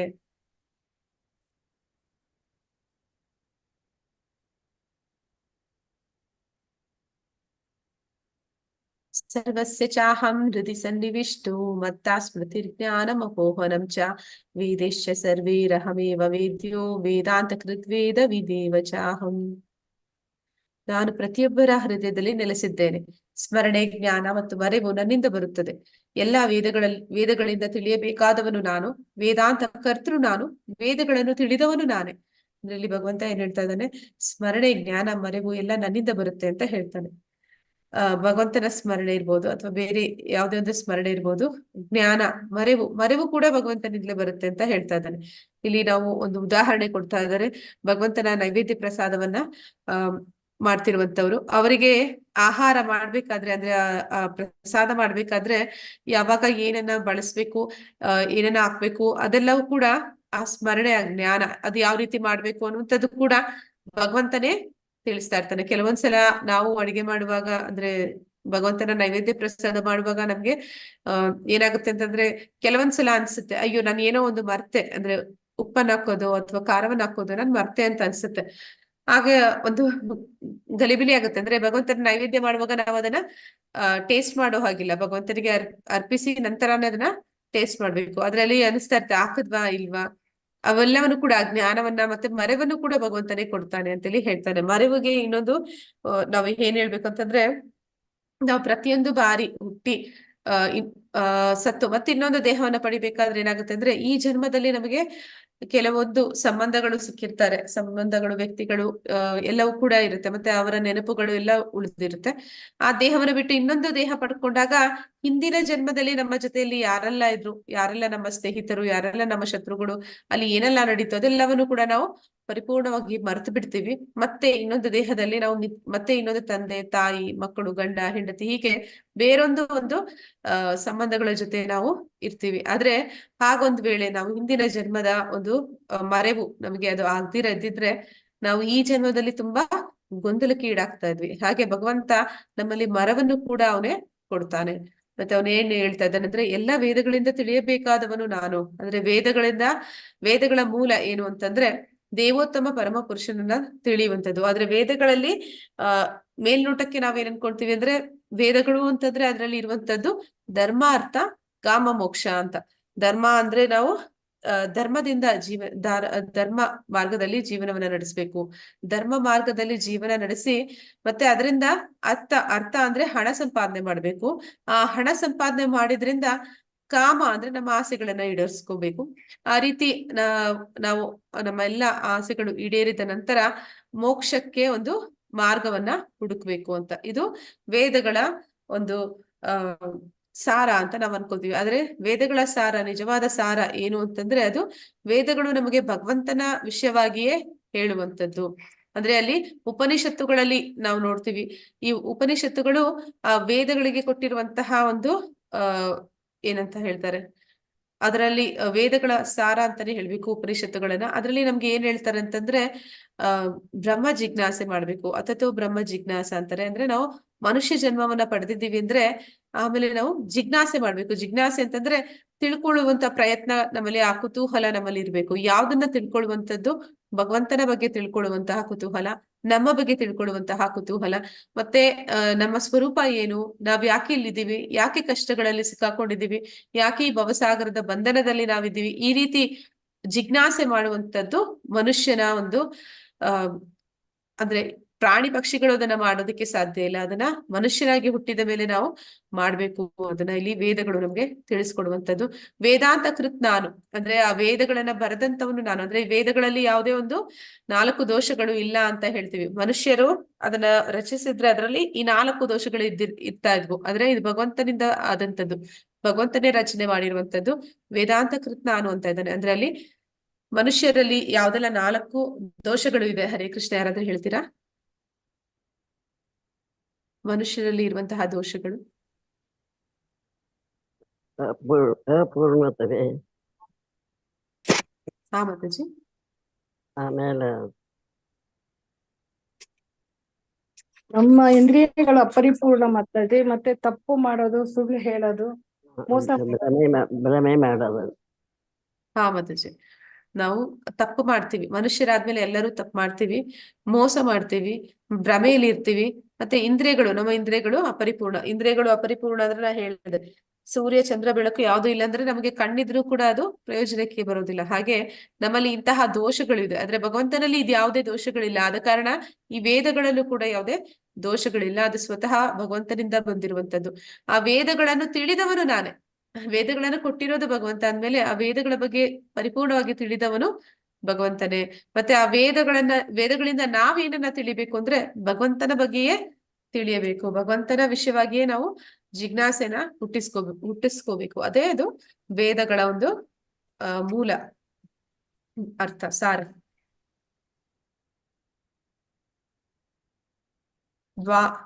ದ್ವಾ ಇಮೌ ಪುರುಷೌ ಲೋಕೆ ಕ್ಷರಂ ಚಾಕ್ಷರ ಏವ ಚ ಕ್ಷರಃ ಸರ್ವಾಣಿ ಭೂತಾನಿ ಕೂಟಸ್ಥೋ ಅಕ್ಷರ ಉಚ್ಯತೆ.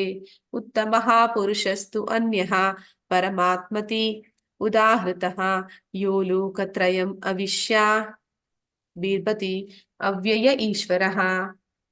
ಬಿಭರ್ತಿ ಅವ್ಯಯ ಈಶ್ವರಃ.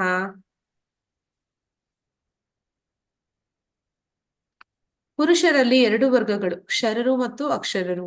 ಈ ಐಹಿಕ ಜಗತ್ತಿನಲ್ಲಿ ಎಲ್ಲಾ ಜೀವಿಗಳು ಕ್ಷರ, ಆಧ್ಯಾತ್ಮಿಕ ಜಗತ್ತಿನಲ್ಲಿ ಎಲ್ಲಾ ಜೀವಿಗಳು ಅಕ್ಷರ. ಅಂದ್ರೆ ಕ್ಷರ ಮತ್ತೆ ಅಕ್ಷರ ಅಂದ್ರೆ ಏನು ಅಂತಂದ್ರೆ ಕ್ಷೀಣಿಸುವಂತದ್ದು, ಇನ್ನೊಂದು ಯಾವುದೇ ರೀತಿ ಒಂದು ಬದಲಾವಣೆ ಇಲ್ಲದ್ದು. ಅಂದ್ರೆ ಈ ಭೌತಿಕ ಜಗತ್ತಿನಲ್ಲಿ ಎಲ್ಲರೂ ಕೂಡ ಮಕ್ಕಳಾಗಿ ಹುಟ್ಟುತ್ತಾರೆ, ಹುಡುಗರಾಗ್ತಾರೆ, ಯುವಕರಾಗ್ತಾರೆ, ನಂತರ ಅವರು ಗಂಡಸು ಅಥವಾ ಹೆಂಗಸಾಗ್ತಾರೆ, ನಂತರ ಅವರು ವಯಸ್ಸಾಗುತ್ತೆ, ಮುದುಕರಾಗ್ತಾರೆ, ನಂತರ ಅವರು ಆ ದೇಹವನ್ನ ಬಿಟ್ಟು ಇನ್ನೊಂದು ದೇಹವನ್ನ ಪಡ್ಕೋತಾರೆ. ಇದು ಸದಾ ನಡೀತಿರುವಂತದ್ದು ಕ್ಷರ. ಅಕ್ಷರ ಅಂದ್ರೆ ಕ್ಷೀಣಿಸುವಂತದ್ದು. ಮತ್ತೆ ಅಕ್ಷರ ಅಂತಂದ್ರೆ ಅಲ್ಲಿ ಆಧ್ಯಾತ್ಮಿಕ ಜಗತ್ತಿನಲ್ಲಿ ಇರುವಂತವ್ರು. ಆಧ್ಯಾತ್ಮಿಕ ಜಗತ್ತಿನಲ್ಲಿ ಇರುವಂತವ್ರು ಹೀಗೆ ಅವರಲ್ಲಿ ಯಾವುದೇ ಒಂದು ಬದಲಾವಣೆ ಅನ್ನೋದು ಆಗೋದಿಲ್ಲ. ಅಂದ್ರೆ ಇಲ್ಲಿ ನಮಗೆ ಮಗುವಾಗಿದ್ದಾಗ ನಮಗೆ ಒಂದು ಚೈತನ್ಯ ಅದು ಎಷ್ಟು ಹೆಚ್ಚಿರುತ್ತೆ, ಮತ್ತೆ ನಮಗೆ ವಯಸ್ಸಾದ್ಮೇಲೆ ನಮ್ಮಲ್ಲಿ ಆ ಶಕ್ತಿ ಇರೋದಿಲ್ಲ. ಆದ್ರೆ ಆ ರೀತಿ ಬದಲಾವಣೆಗಳು ಆಧ್ಯಾತ್ಮಿಕ ಜಗತ್ತಿನಲ್ಲಿ ಆಗೋದಿಲ್ಲ. ಅದಕ್ಕೆ ಅವರನ್ನ ಅಕ್ಷರರು ಅಂತ ಕರೀತಾರೆ.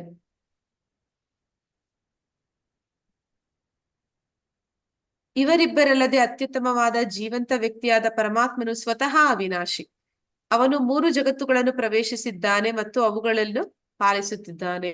ಆದ್ರೆ ಭಗವಂತ ಹೇಳ್ತಾ ಇದ್ದಾನೆ, ಕ್ಷರ ಅಂದ್ರೆ ಯಾರೆಲ್ಲ ನಾಶ ಹೊಂದುತ್ತಾರೆ, ಅಕ್ಷರ ಅಂದ್ರೆ ಯಾರು ನಾಶ ಹೊಂದುವುದಿಲ್ಲ ಅಂತ ಹೇಳ್ದ. ಆ ಜೀವಾತ್ಮರ ಬಗ್ಗೆ ತಿಳಿಸ್ತಾ, ಅಂದ್ರೆ ಭೌತಿಕ ಜಗತ್ತಿನಲ್ಲಿರುವಂತಹ ಜೀವಾತ್ಮ ಅದು ನಾಶ ಹೊಂದುತ್ತೆ. ಆಧ್ಯಾತ್ಮಿಕ ಜಗತ್ತಿನಲ್ಲಿ ಇರುವಂತಹ ಜೀವಾತ್ಮ ಅದು ನಾಶ ಹೊಂದೋದಿಲ್ಲ. ಅಂದ್ರೆ ನಾಶ ಹೊಂದುತ್ತೆ ಅಂದ್ರೆ ಅದರ ದೇಹದ ಬಗ್ಗೆ ಮಾತಾಡ್ತಿರುವಂತದ್ದು. ಇಲ್ಲಿ ಆಧ್ಯಾತ್ಮಿಕ ಜಗತ್ತಿನಲ್ಲಿ ಯಾರೆಲ್ಲ ಜೀವಿಗಳಿದ್ದಾರೆ ಅವರು ಕೂಡ ಭಗವಂತನ ಹಾಗೆ ಅವರು ಕೂಡ ಅವರ ದೇಹವು ಕೂಡ ಅದು ಆಧ್ಯಾತ್ಮಿಕವಾದದ್ದಾಗಿರುತ್ತೆ. ಆದ ಕಾರಣ ಆ ದೇಹ ನಾಶ ಆಗುದಿಲ್ಲ. ಆದ್ರೆ ಇಲ್ಲಿ ಹೇಳ್ತಾ ಇದ್ದಾನೆ, ಈ ಕ್ಷರ ಮತ್ತೆ ಅಕ್ಷರ ಅನ್ನುವಂತಹ ಐಹಿಕ ಜಗತ್ತಿನ ಮತ್ತು ಆಧ್ಯಾತ್ಮಿಕ ಜಗತ್ತಿನ ಜೀವಿಗಳಲ್ಲದೆ ಇನ್ನೊಬ್ಬ ವ್ಯಕ್ತಿ ಇದ್ದಾನೆ. ಅಂದ್ರೆ ಭಗವಂತ ಕೂಡ ಅವನು ವ್ಯಕ್ತಿ, ಅವನು ಬರೀ ಶಕ್ತಿ ಅಲ್ಲ ಅಥವಾ ಅವನೊಂದು ಬೆಳಕಲ್ಲ, ಅವನು ಒಬ್ಬ ವ್ಯಕ್ತಿ, ಅವನು ಪರಮಾತ್ಮ. ಅವನು ಕೂಡ ಸ್ವತಃ ಅವಿನಾಶಿ, ಅವನು ಕೂಡ ಇವತ್ತು ನಾಶ ಹೊಂದುವವನು ಅಲ್ಲ. ಅವನು 3 ಜಗತ್ತುಗಳನ್ನು ಪ್ರವೇಶಿಸಿದ್ದಾನೆ ಮತ್ತು ಅವುಗಳನ್ನು ಪಾಲಿಸುತ್ತಿದ್ದಾನೆ. ಅಂದ್ರೆ ಭಗವಂತ ಇಲ್ಲಿ ಕ್ಷರ ಮತ್ತೆ ಅಕ್ಷರ ಹೇಳಿದ್ರು. ಅಕ್ಷರರು ಭೌತಿಕ ಜಗತ್ತಿನಲ್ಲಿ ಇರ್ತಾರೆ, ಅಕ್ಷರರು ಆಧ್ಯಾತ್ಮಿಕ ಜಗತ್ತಿನಲ್ಲಿ ಇರ್ತಾರೆ. ಆದ್ರೆ ಅತ್ಯುತ್ತಮವಾದ ಪುರುಷೋತ್ತಮ ಅಂತ ಯಾಕೆ ಭಗವಂತನನ್ನ ಕರಿತೀವಿ ಅಂದ್ರೆ ಅವನು ಕೂಡ ನಾಶ ಹೊಂದೋದಿಲ್ಲ. ಆದ್ರೆ ಅವನು ಭೌತಿಕ ಜಗತ್ತು ಆಧ್ಯಾತ್ಮಿಕ ಜಗತ್ತು ಅಂತ ಅಲ್ಲ, ಅವನು ಎಲ್ಲಾ ಜಗತ್ತಿನಲ್ಲೂ ಅವನು ಇದ್ದಾನೆ. ಆ ಎಲ್ಲಾ ಜಗತ್ತುಗಳನ್ನು ಅವನು ನಿಯಂತ್ರಣದಲ್ಲಿ ಇಟ್ಟಿದ್ದಾನೆ. ಆದ್ದರಿಂದ ಅವನನ್ನ ಪುರುಷೋತ್ತಮ, ದೇವೋತ್ತಮ ಪರಮ ಪುರುಷ ಅಂತ ನಾವು ಕರಿತೀವಿ.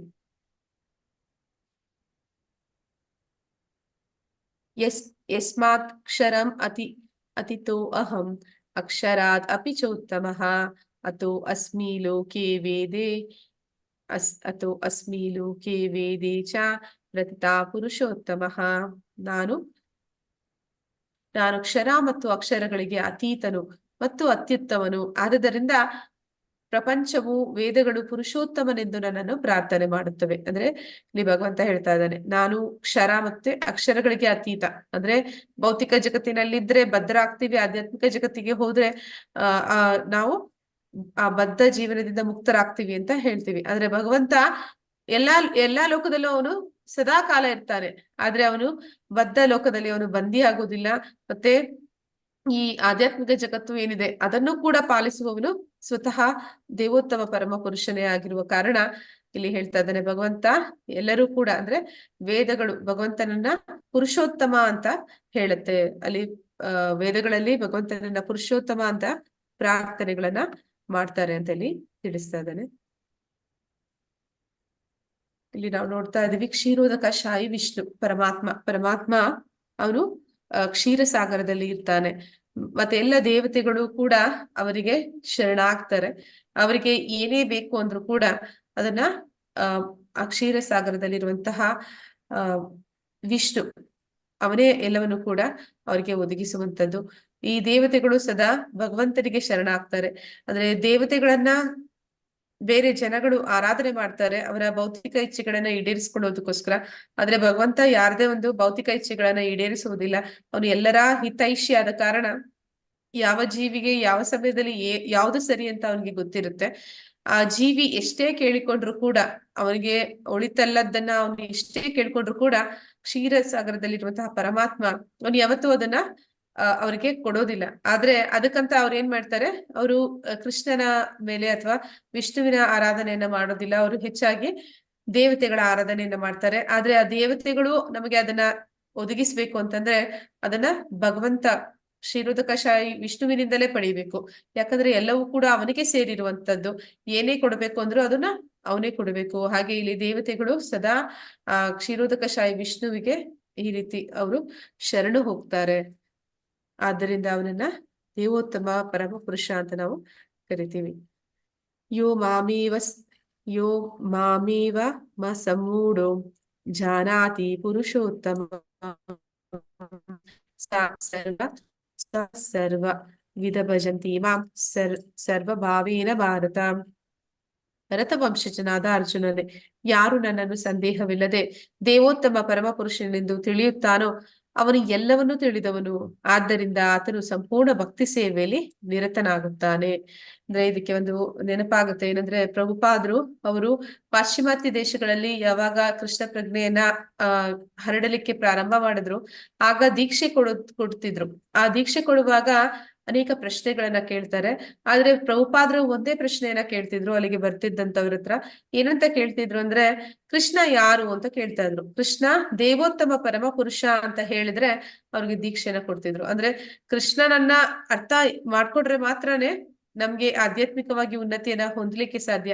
ಅಲ್ಲಿ ಯಾರಾದ್ರೂ ಆ ರೀತಿ ದೇವೋತ್ತಮ ಪರಮ ಪುರುಷ ಕೃಷ್ಣ ಅಂತ ಹೇಳಿದ್ರೆ, ಅಂದ್ರೆ ಅವನು ಯಾವಾಗ ಭಗವಂತನನ್ನ ತಿಳಿತಾನೆ ಆಗ ಅವನು ಎಲ್ಲವನ್ನೂ ತಿಳಿದವನು ಅಂತ ಅರ್ಥ. ಹಾಗೆ ಅವ್ರಿಗೆ ದೀಕ್ಷೆಯನ್ನು ಕೊಡ್ತಿದ್ರು. ಆದ್ದರಿಂದ ಆತನು ಸಂಪೂರ್ಣ ಭಕ್ತಿ ಸೇವೆಯಲ್ಲಿ ನಿರತನಾಗ್ತಾನೆ. ಯಾವಾಗ ಅವನಿಗೆ ಗೊತ್ತಾಗುತ್ತೆ ದೇವೋತ್ತಮ ಪರಮ ಪುರುಷ ಕೃಷ್ಣ, ಅವನಿಂದಲೇ ಎಲ್ಲವೂ ನಡೀತಿದೆ, ಅವನಿಲ್ಲದೆ ಯಾವುದು ಇರ್ಲಿಕ್ಕೆ ಸಾಧ್ಯ ಇಲ್ಲ ಅಂತ ಯಾವಾಗ ಗೊತ್ತಾಗುತ್ತೆ, ಆಗ ಆ ವ್ಯಕ್ತಿ, ಆ ಜೀವಿ ಏನ್ ಮಾಡ್ತಾನೆ, ಭಗವಂತನಿಗೆ ಶರಣ ಆಗ್ತಾನೆ, ಅವನ ಭಕ್ತಿ ಸೇವೆಯಲ್ಲಿ ತೊಡಗ್ತಾನೆ. ಇಲ್ಲಿ ನಾವು ನೋಡ್ತಾ ಇದ್ವಿ ಶಿವ ಮತ್ತೆ ಪಾರ್ವತಿ ಇವರು ಕೂಡ ಶಿವನನ್ನ ಮಹಾವೈಷ್ಣವ ಅಂತ ಕರೀತಾರೆ. ಅವನು ಕೂಡ ಸದಾ ಕಾಲ ಭಗವಂತನ ಒಂದು ಸ್ಮರಣೆಯಲ್ಲಿ ಇರ್ತಾನೆ. ಹೀಗೆ ಅವನು ಯಾವಾಗ್ಲೂ ಭಾಗವತ ಪ್ರವಚನಗಳನ್ನ ಕೊಡ್ತಾನೆ. ಶಿವನು ಕೂಡ ಆ ರೀತಿ ಅವನು ಭಗವಂತನ ಒಂದು ಸ್ಮರಣೆ ಮಾಡ್ತಾ ಇರ್ತಾನೆ.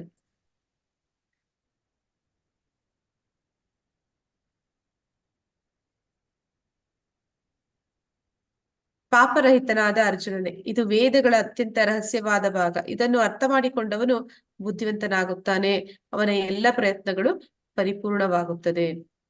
ಇತಿ ಗುಹ್ಯತಮಂ ಶಾಸ್ತ್ರಂ ಇದಂ ಉಕ್ತಂ ಮಯಾ ನಘ ಏತದ್ ಬುದ್ಧ್ವಾ ಬುದ್ಧಿಮಾನ್ ಸ್ಯಾತ್ ಕೃತಕೃತ್ಯಶ್ಚ ಭಾರತ.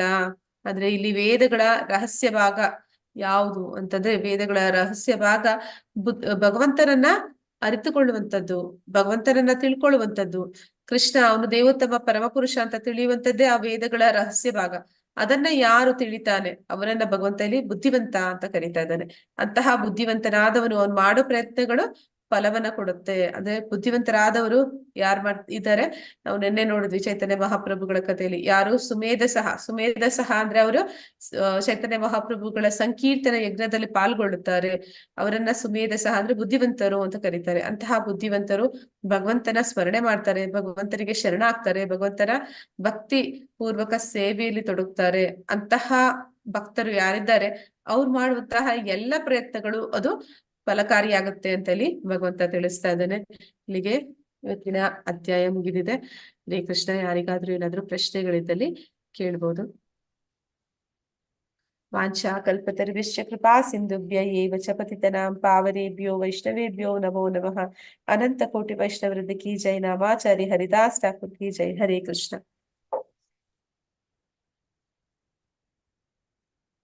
ಹರೇ ಕೃಷ್ಣ. ಹರೇ ಕೃಷ್ಣ ಮಾತಾಜಿ. ಹಾ ಮಾತಾಜಿ. ಇದು ಭೌತಿಕ ಪ್ರಪಂಚನೇ ಅಲ್ವಾ ಮಾತಾಜಿ? ಅದು ಅಶ್ವತ್ಥಮರ ವೃಕ್ಷಕ್ಕೆ ಹೋಲಿಸಿದ್ದಾರೆ ಭಗವಂತ. ಹಾ ಮಾತಾಜಿ, ಅವ್ರು ಹೇಳಿದ್ದು ಐಹಿಕ ಜಗತ್ತನ್ನೇ ಅವರು ಒಂದು ಅಶ್ವತ್ಥ ವೃಕ್ಷಕ್ಕೆ ಹೋಲಿಸಿ ಹೇಳ್ತಿರುವಂತದ್ದು. ಅಂದ್ರೆ ಇದು ಬೇರು ಮೇಲೆ ಮತ್ತೆ ರೆಂಬೆ ಕೊಂಬೆಗಳ ಕೆಳಗೇನೆ ಊಹೆ ಕೊಟ್ಟಿರೋದ ಮಾತಾಜಿ ಇದು? ಹಾ ಮಾತಾಜಿ, ಅಲ್ಲಿ ಹೇಳ್ತಾ ಇದ್ದಾರೆ ಆಲದ ಮರ ಅಂತಂದ್ರೆ ಹೇಗಿರುತ್ತೆ ಅಂತಂದ್ರೆ, ಆಲದ ಮರದಲ್ಲಿ ಬೇರುಗಳು ಮೇಲಕ್ಕೆ ಕೆಳಗೆ ಹಬ್ಬಿರುತ್ತೆ. ಅದೇ ರೀತಿ ಇರುವಂತದ್ದು ಒಂದು ಇದು ಅಶ್ವತ್ಥ ವೃಕ್ಷ ಅಂತ ಹೇಳ್ತಿರುವಂತದ್ದು. ಅಲ್ಲಿ ಬೇರುಗಳು ರೆಂಬೆ ಕೊಂಬೆಗಳು ಅದು ಮೇಲೆ ಕೆಳಗೆ ಹೋಗಿದೆ, ಮತ್ತೆ ಅದು ಜಟಿಲವಾಗಿದೆ ಅಂತ ಹೇಳ್ತಾ ಇದ್ದಾರೆ. ಎಲ್ಲಿ ಪ್ರಾರಂಭ ಆಗ್ತಿದೆ, ಎಲ್ಲಿ ಕೊನೆ ಆಗ್ತಿದೆ ಅನ್ನೋದು ತಿಳಿಯೋದಿಲ್ಲ. ಆ ರೀತಿ ಅದು ಎಲ್ಲಾ ಕಡೆ ಹಬ್ಬಿಕೊಂಡಿದೆ ಅಂತ ತಿಳಿಸ್ತಾ ಇದ್ದಾರೆ. ಆ ರೀತಿ ಒಂದು ಜಟಿಲತೆ ಅನ್ನುವಂಥದ್ದು ಈ ಬದ್ಧ ಜೀವನ, ಈ ಭೌತಿಕ ಜಗತ್ತಿನಲ್ಲಿ ಇರುವಂತದ್ದು ಅನ್ನೋದನ್ನ ಹೋಲಿಸ್ತಾ ಇದ್ದಾರೆ ಮಾತಾಜಿ.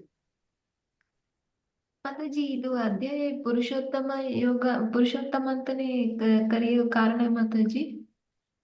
ಅಂದ್ರೆ ಮಾತಾಜಿ, ಅಧ್ಯಾಯದಲ್ಲಿ ನಾವು ಭಗವಂತನ ಬಗ್ಗೆ ತಿಳ್ಕೊತಾ ಇದೀವಿ ಹೆಚ್ಚಾಗಿ. ಅಂದ್ರೆ ಭಗವಂತ ಅವನು ಪುರುಷೋತ್ತಮ, ಪುರುಷರಲ್ಲಿ ಎಲ್ಲ ಉತ್ತಮ. ಅಂದ್ರೆ ಇರೋದು ಒಬ್ಬನೇ ಪುರುಷ ವಾಸ್ತವದಲ್ಲಿ, ಆದ್ರೆ ನಾವು ಅಲ್ಲಿ ಕರಿತಾ ಇದೀವಿ ಅವನನ್ನ ಉತ್ತಮ ಪುರುಷ ಅಂತ. ಅಲ್ಲಿ ಕೆಲವೊಮ್ಮೆ ಯಾವ ರೀತಿ ಹೇಳ್ತಾರೆ ಅಂತಂದ್ರೆ, ಈ ಪುರುಷ ಅಂತಂದ್ರೆ ಅವನು ನಿಯಂತ್ರಕ ಮತ್ತೆ ಅವನು ಭೋಗಿಸುವವನು ಅಂತ. ಇಲ್ಲಿ 3 ರೀತಿಯ ಪುರುಷರ ಬಗ್ಗೆ ಕೂಡ ಹೇಳ್ತಾರೆ. ಒಂದು ಆ ಉತ್ತಮ ಪುರುಷ, ಇನ್ನೊಂದು ಮಧ್ಯಮ ಪುರುಷ, ಇನ್ನೊಂದು ನಾವೆಲ್ಲರೂ ಅಂದ್ರೆ ಈ ಭೌತಿಕ ಜಗತ್ತಿನಲ್ಲಿ ನಾವು ಗಂಡಸು ಹೆಂಗಸು ಅನ್ನೋ ವ್ಯತ್ಯಾಸ ನೋಡ್ತೀವಿ. ಹಾಗೆ ನೋಡಿದ್ರೆ ಇಲ್ಲಿ ನಾವ್ ಯಾರನ್ನ ಗಂಡಸು ಅಂತ ಕರಿತೀವಿ ಅವರೆಲ್ಲರೂ ಅಧಮ ಪುರುಷರು ಅಂತ ಹೇಳ್ತಾರೆ. ಈ ಮಧ್ಯಮ ಪುರುಷ ಅಂತಂದ್ರೆ ಅದು ವಿಷ್ಣುವಿಗೆ ಹೇಳ್ತಾರೆ. ಉತ್ತಮ ಪುರುಷ ಅದು ಕೃಷ್ಣನಿಗೆ ಹೇಳ್ತಾರೆ. ಯಾಕಂದ್ರೆ ಇಲ್ಲಿ ಗುಣಗಳ ವ್ಯತ್ಯಾಸ ಇರುತ್ತೆ. ಈ ಅಧಮ ಪುರುಷರು ನಾವೇನಿದ್ದೀವಿ, ನಮ್ಮಲ್ಲಿ ನಾವೆಲ್ಲರೂ ಕೂಡ ಜೀವಾತ್ಮರು. ಅದರಲ್ಲಿ ಬರುವಂತದ್ದು ಬ್ರಹ್ಮನಲ್ಲಿ 50 ಗುಣಗಳು ಇದೆ ಅಂತ ಹೇಳ್ತಾರೆ. ಆ 50 ಗುಣಗಳು ಬ್ರಹ್ಮನಲ್ಲಿ ಇರೋದ್ರಿಂದ ಅವನನ್ನ ಬ್ರಹ್ಮನ ಪದವಿ ಅವನಿಗೆ ಇದೆ ಅಂತ. ಆ ಒಂದು ಗುಣಗಳು ನಮ್ಮಲ್ಲಿ ಇದ್ರೂ ಕೂಡ ನಾವು ಕೂಡ ಆ ಬ್ರಹ್ಮನ ಪದವಿಯನ್ನ ಪಡಿಬಹುದು ಅಂತ ಹೇಳ್ತಾರೆ. ನಂತರ ಬರುವಂತದ್ದು 55 ಗುಣಗಳು ಬರುವಂತದ್ದು ಅದು ಶಿವನಲ್ಲಿ ಅಂತ ಹೇಳ್ತಾರೆ. ಶಿವ ಅನ್ನುವಂಥದ್ದು ಅವನು ವಿಷ್ಣು ತತ್ವನೂ ಹೌದು, ಜೀವ ತತ್ವನೂ ಹೌದು. ಅಂದ್ರೆ ಅವನು ಅದಕ್ಕೆ ಹೋಲಿಕೆ ಮಾಡಿ ಪ್ರಭುಪಾದರು ಯಾವ ರೀತಿ ಒಂದು ಹೋಲಿಕೆ ಕೊಡ್ತಾರೆ ಅಂದ್ರೆ, ವಿಷ್ಣು ತತ್ವ ಅಂತಂದ್ರೆ ಹಾಲಿಗೆ ಹೋಲಿಸ್ತಾರೆ. ಹಾಲು, ಆ ಹಾಲಿಗೆ ಅದು ಒಡೆದ ಮೊಸರಾದ್ರೆ ಏನಾಗುತ್ತೆ, ಅದು ಶಿವತತ್ವ ಅಂತ ಕರೀತಾರೆ. ಆದ್ರೆ ಹಾಲಿನಿಂದ ಮೊಸರಾಗುತ್ತೆ, ಆದ್ರೆ ಮೊಸರಿನಿಂದ ಮತ್ತೆ ಹಾಲಾಗುದಿಲ್ಲ. ಹಾಗೆ ಅವನು 55 ಗುಣಗಳನ್ನ ಹೊಂದಿದ್ದಾನೆ ಶಿವ. ನಂತರ ಬರುವಂತದ್ದು ವಿಷ್ಣು ತತ್ವಗಳು. ಅಂದ್ರೆ ನಾವು ವಿಷ್ಣು ತತ್ವಗಳು ಅಂದ್ರೆ ಭಗವಂತನ ಸ್ವಾಂಶ ವಿಸ್ತರಣೆಗಳು. ಅವರಲ್ಲಿ 60 ಗುಣಗಳು ಇರುತ್ತೆ ಅಂತ ಹೇಳ್ತಾರೆ. ನಂತರ ಕೃಷ್ಣನಲ್ಲಿ 64 ಗುಣಗಳು ಇದೆ ಅಂತ ಹೇಳ್ತಾರೆ. 64 ಎಕ್ಸ್ಟ್ರಾ ಗುಣಗಳು. ಅದು ಯಾವ್ದು ಅಂತಂದ್ರೆ ವೇಣು ಮಾಧುರ್ಯ, ಲೀಲಾ ಮಾಧುರ್ಯ, ರೂಪ ಮಾಧುರ್ಯ ಮತ್ತೆ ಭಕ್ತ ಮಾಧುರ್ಯ. ಈ 4 ಗುಣಗಳು ವಿಶೇಷವಾದದ್ದು ವಿಷ್ಣು ತತ್ವಗಳಲ್ಲೂ ಕೂಡ ಕಾಣ್ಲಿಕ್ಕೆ ಸಾಧ್ಯ ಇಲ್ಲ. ಅಂದ್ರೆ ವೇಣು ಮಾಧುರ್ಯ ಅಂದ್ರೆ ಅವನು ಕೊಳಲನ್ನ ನುಡಿಸ್ತಾನೆ. ಮತ್ತೆ ಲೀಲಾ ಮಾಧುರ್ಯ ಅಂದ್ರೆ ಅವನು ಭಕ್ತರ ಜೊತೆ ಸದಾ ಲೀಲೆಗಳಲ್ಲಿ ತೊಡಗಿರ್ತಾನೆ. ಭಕ್ತ ಮಾಧುರ್ಯ ಅಂದ್ರೆ ಅವನು ಭಕ್ತವತ್ಸಲ. ನಂತರ ರೂಪ ಮಾಧುರ್ಯ ಅಂದ್ರೆ ವಿಷ್ಣುವಿಗೆ ಮತ್ತೆ ಕೃಷ್ಣನಿಗೆ ಹೋಲಿಸಿ ನೋಡಿದ್ರೆ ಕೃಷ್ಣ ಆಕರ್ಷತೀತಿ ಕೃಷ್ಣ, ಅವನ ಆಕರ್ಷಣೆ ಅದು ಅವನ ಸ್ವಾಂಶ ವಿಸ್ತರಣೆಗಳಾದ ವಿಷ್ಣುವಿನ ರೂಪಕ್ಕಿಂತಲೂ ಜಾಸ್ತಿ ಇರುತ್ತೆ ಅಂತ ಹೇಳ್ತಾರೆ. ಮತ್ತೆ ಭಕ್ತವತ್ಸಲ, ಅವನು ಯಾವಾಗ್ಲೂ ಕೂಡ ಭಕ್ತರ ಜೊತೆ ಲೀಲೆಯಲ್ಲಿ ತೊಡಗಿರ್ತಾನೆ. ಅಂದ್ರೆ ನಾನು ಹೇಳಿದೆ ಹೇಗೆ ವಿಷ್ಣು ಅಂದ್ರೆ ಅವನು ಗಂಭೀರವಾಗಿರ್ತಾನೆ, ಅವನನ್ನ ನೋಡಿದ್ರೆ ಹೆದರ್ಕೋತಾರೆ. ಅಂದ್ರೆ ಯಾರೆಲ್ಲ ವೈಕುಂಠ ಲೋಕಗಳಿಗೆ ಭಗವಂತನ ದರ್ಶನಕ್ಕೆ ಹೋಗ್ತಾರೆ, ದೇವತೆಗಳು ಕೂಡ ಅಲ್ಲಿಗೆ ಹೋಗ್ತಾರೆ ಅಂತ ಹೇಳ್ತಾರೆ. ಸದಾ ಕಾಲ ಅಲ್ಲಿ ಹೇಗಿರುತ್ತೆ ಅಂತಂದ್ರೆ, ಆ ಭಗವಂತನಿಗೆ ಯಾರೆಲ್ಲ ಶರಣಾಗ್ತಾರೆ ದೇವತೆಗಳು, ಅವರ ಕಿರೀಟಗಳು ಅದು ನೆಲಕ್ಕೆ ತಾಗಿ ಅಲ್ಲಿ ಶಬ್ದ ಆಗುತ್ತೆ ಅಂತ ಹೇಳ್ತಾರೆ. ಆ ರೀತಿ ಎಲ್ಲರೂ ಕೂಡ ಮಹಾವಿಷ್ಣುವನ್ನ ನೋಡಿದಾಗ ಹೆದರ್ಕೋತಾರೆ. ಅದೇ ಕೃಷ್ಣನನ್ನ ನೋಡಿದಾಗ ಅವನ ಹೆಗಲ ಮೇಲೆ ಕೈ ಹಾಕೋತಾರೆ. ಅಂದ್ರೆ ಭಕ್ತವತ್ಸಲ, ಅವನು ಅಷ್ಟೊಂದು ಒಂದು ಪ್ರೀತಿ ಅಲ್ಲಿ ಅವನು ಕೊಡ್ತಾನೆ. ಹಾಗೆ ಈ ರೀತಿ ಕೃಷ್ಣ ಅವನು ದೇವೋತ್ತಮ ಪರಮ ಪುರುಷ. ಅಂದ್ರೆ ಅವನಲ್ಲಿ 64 ಗುಣಗಳಿದೆ. ಅಂದ್ರೆ ಎಲ್ಲಾ ಪುರುಷರಿಗಿಂತ ಅವನು ಉತ್ತಮ ಪುರುಷ ಅನ್ನೋದಕ್ಕೆ ಹೇಳ್ತಾ ಇದ್ದಾರೆ. ಈ ಅಧ್ಯಾಯವನ್ನ ಹೆಚ್ಚಾಗಿ ಯಾವ್ದೋ ಒಂದು ಮಾಸ ಬರುತ್ತೆ, ಪುರುಷೋತ್ತಮ ಮಾಸ ಅಂತಾನೆ ಕರೀತಾರೆ ಅದಕ್ಕೆ. ಆ ಸಂದರ್ಭದಲ್ಲಿ ಈ ಶ್ಲೋಕಗಳನ್ನ ಎಲ್ಲರೂ ಓದ್ತಾರೆ. ಮತ್ತೆ ಇಲ್ಲಿ ನಾವು ನೋಡಿದ್ವಿ ಪರಿಪೂರ್ಣವಾಗಿ ಕೃಷ್ಣನ ಬಗ್ಗೆ. ಹಾ ಮಾತಾಜಿ ಹೇಳಿ ಮಾತಾಜಿ.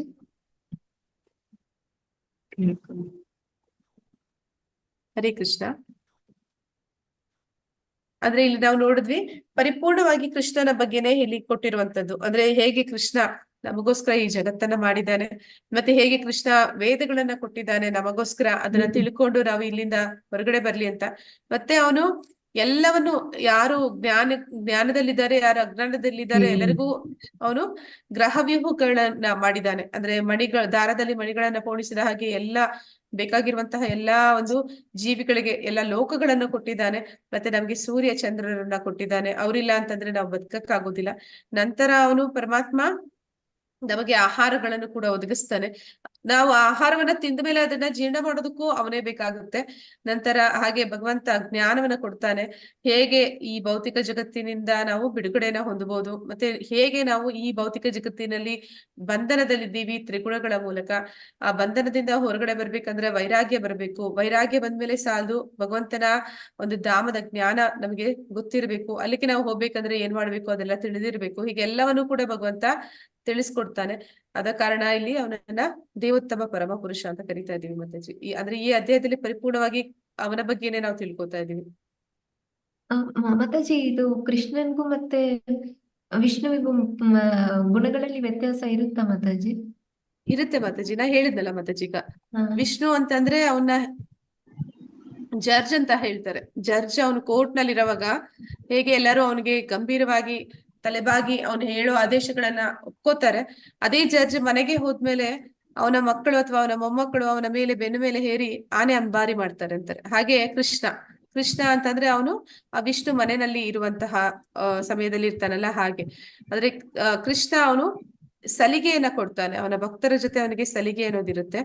ಆ ವಿಷ್ಣು ಅಂತಂದ್ರೆ ಅವನ ಭಕ್ತರು ಅವನಿಗೆ ಹೆದರಿಕೆ ಅಂದ್ರೆ ಅವನ ಹತ್ರ ಹೋಗೋದಿಲ್ಲ, ಆದ್ರೆ ಅವನ ಮೇಲೆ ಭಕ್ತಿ ಇದೆ, ಭಯ ಇದೆ, ಅವನಿಂದ ದೂರ ಇರ್ತಾರೆ, ಆದ್ರೆ ಅವನಿಗೆ ಶರಣಾಗ್ತಾರೆ.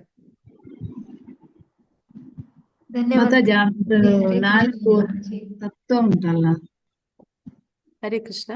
ಹರೇ ಕೃಷ್ಣ. ವೇಣು ಮಾಧುರಿ ಮತ್ತೆ 4 ಅದು ಹೇಳಿ ಪಾಯಿಂಟ್ ಮೇಡಮ್ ಮಾತಾಜಿ.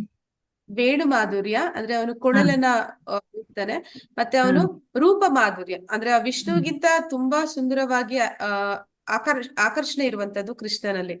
ಎಲ್ಲರೂ ಕೂಡ ಆಕರ್ಷಣೆ ಆಗ್ತಾರೆ. ಇನ್ನೊಂದು ಭಕ್ತ ಮಾಧುರ್ಯ ಅಂದ್ರೆ ಅವನು ಭಕ್ತರ ಜೊತೆ ಯಾವಾಗ್ಲೂ ಭಕ್ತಾಧೀನನಾಗಿರ್ತಾನೆ. ಮತ್ತೆ ಲೀಲಾ ಮಾಧುರ್ಯ, ಲೀಲಾ ಮಾಧುರ್ಯ ಅಂದ್ರೆ ಅವನು ಭಕ್ತರ ಜೊತೆ ಸದಾ ಲೀಲೆಗಳನ್ನ ಮಾಡ್ತಾ ಇರ್ತಾನೆ. ಧನ್ಯವಾದಗಳು. ಹರೇ ಕೃಷ್ಣ ಮಾತಾಜಿ.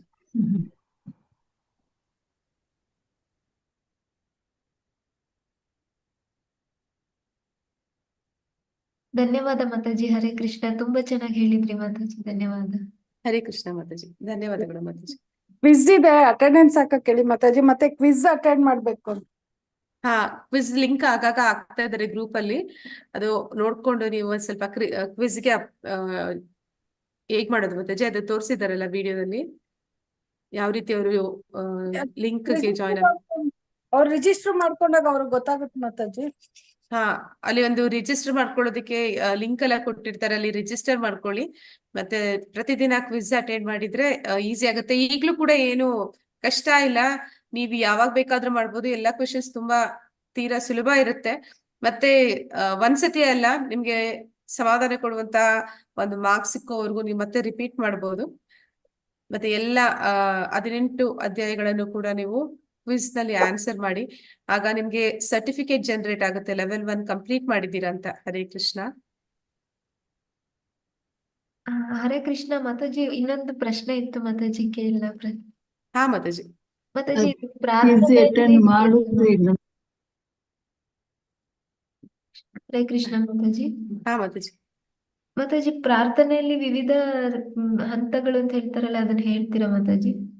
ಹಾ ಮಾತಾಜಿ, ಪ್ರಾರ್ಥನೆಗಳು ಹೇಗೆ ಮಾಡ್ಬೇಕು ಅಂತ ವಿಶ್ವರೂಪ ದರ್ಶನದಲ್ಲಿ ನಾವು ನೋಡ್ತೀವಿ. ಅರ್ಜುನ ನಮ್ಗೆ ತಿಳಿಸ್ಕೊಡ್ತಾನೆ ಹೇಗೆ ನಾವು ಭಗವಂತನನ್ನ ಅಂದ್ರೆ ಭಗವಂತನ ಸನ್ನಿಧಿಗೆ ಹೋದಾಗ ನಾವು ಯಾವ ರೀತಿ ಪ್ರಾರ್ಥನೆ ಮಾಡ್ಬೇಕು ಅಂತ. ಸಾಧಾರಣವಾಗಿ ನಾವೇನ್ ಮಾಡ್ತೀವಿ, ಭಗವಂತನ ಸನ್ನಿಧಿಗೆ ಹೋದ್ ಕೂಡ್ಲೆ ಒಂದು ಲಿಸ್ಟ್ ಇಡ್ಕೊಂಡು ಹೋಗ್ತೀವಿ. ಅಂದ್ರೆ ಒಂದು ಹರಕೆ ಅಂತ ಹೇಳ್ತಾರೆ, ಒಂದು ಬಟ್ಟೆಯಲ್ಲಿ ಒಂದು ಹಣವನ್ನ ಕಟ್ಟಿ ಆ ಹರಕೆಯನ್ನ, ಅಂದ್ರೆ ಹರಕೆ ಅಂತಂದ್ರೆ ಏನಂದ್ರೆ ಒಂದು ಲಿಸ್ಟ್ ಅಲ್ಲಿ ಹೋಗ್ತಾ ಇದೆ ಅಂತ, ಒಂದು ಬೇಡಿಕೆ ಅಲ್ಲಿಗೆ ಹೋಗ್ತಾ ಇದೆ ಅಂತ. ಅಲ್ಲಿ ಹೋಗಿ ಭಗವಂತ ನನ್ಗೆ ಇದ್ ಮಾಡು, ನನ್ ಗಂಡನ್ಗೆ ಇದು ಮಾಡು, ನನ್ನ ಮಕ್ಕಳಿಗೆ ಇದು ಮಾಡು, ಆ ರೀತಿ ಒಂದು ಆರ್ಡರ್ ಮಾಡಿ ಬರ್ತೀವಿ. ತಗೋ, ನಿನ್ಗೆ ಒಂದು ಕೆಲಸ ಕೊಟ್ಟಿದ್ದೀವಿ, ಇದನ್ ಮಾಡು ಅನ್ನೋ ತರ. ಆ ರೀತಿ ನಾವು ಭಗವಂತನನ್ನ ಪ್ರಾರ್ಥನೆ ಮಾಡಬಾರ್ದು. ಭಗವಂತನ ಪ್ರಾರ್ಥನೆ ಹೇಗ್ ಮಾಡ್ಬೇಕು ಅಂತಂದ್ರೆ, ಮೊದಲಿಗೆ ನಾವು ಭಗವಂತನ ಹತ್ರ ಹೋದಾಗ ಅವನಿಗೆ ಶರಣಾಗ್ಬೇಕು, ನಮಸ್ಕಾರಗಳನ್ನ ಮಾಡಬೇಕು. ನಂತರ ಅವನನ್ನ ಸ್ತುತಿಸಬೇಕು, ಅಂದ್ರೆ ಭಗವಂತನ ಸ್ತುತಿಗಳನ್ನ ಹಾಡಬೇಕು. ನಂತರ ನಾವು ಇಲ್ಲಿವರೆಗೆ ಏನೆಲ್ಲ ತಪ್ಪುಗಳನ್ನ ಮಾಡಿದೀವಿ, ಪ್ರಾಮಾಣಿಕವಾಗಿ ಆ ತಪ್ಪುಗಳಿಗೆ ಕ್ಷಮೆಯನ್ನ ಯಾಚನೆ ಮಾಡ್ಬೇಕು. ನಾವು ತಪ್ಪು ಮಾಡಿರೋದು ನಮ್ಗೆ ತಿಳಿಬೇಕು, ಅದನ್ನ ನಾವು ಅಲ್ಲಿ ಹೋದಾಗ ಭಗವಂತನ ಮುಂದೆ ನಿಂತಾಗ ನಾವು ಅದಕ್ಕೆ ಕ್ಷಮೆಗಳನ್ನ ಕೇಳ್ಬೇಕು.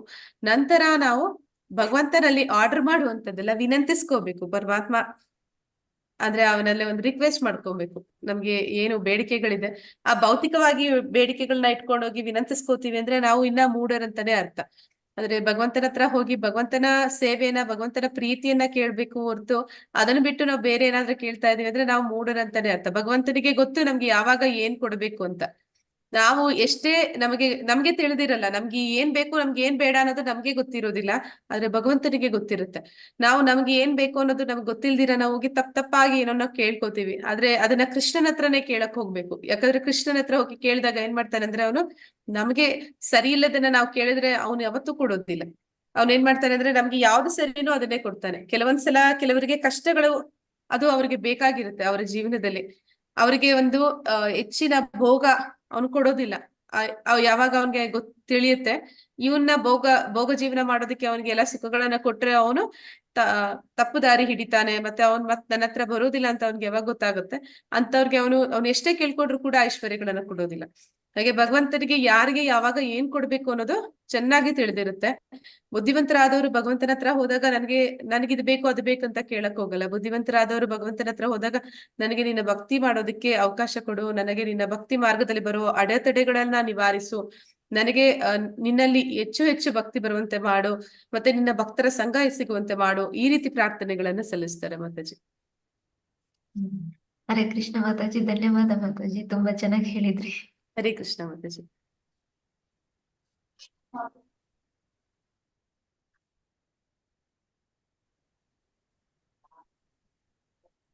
ಮತ್ತೆ ಯಾರಿಗಾದ್ರೂ ಏನಾದ್ರೂ ಪ್ರಶ್ನೆಗಳಿದ್ರೆ ಕೇಳ್ಬೋದು. ಇವತ್ತು ಅಷ್ಟು ಸ್ಲೈಡ್ಸ್ ಇರ್ಲಿಲ್ಲ, ಬೇಗ ಮುಗ್ದೋಯ್ತು.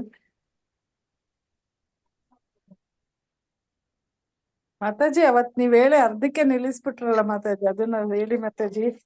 ಅದು ಭಗವಂತನ ಇಚ್ಛೆ ಅಂತ ನಾನು ಸುಮ್ನಾಗ್ಬಿಟ್ಟೆ ಮಾತಾಜಿ. ಅವ್ನಿಗೆ ಇಷ್ಟ ಇಲ್ಲ ಅಂದ್ರೆ ಬೇಡ ಅದನ್ನ ಅಂತ. ಇವತ್ತ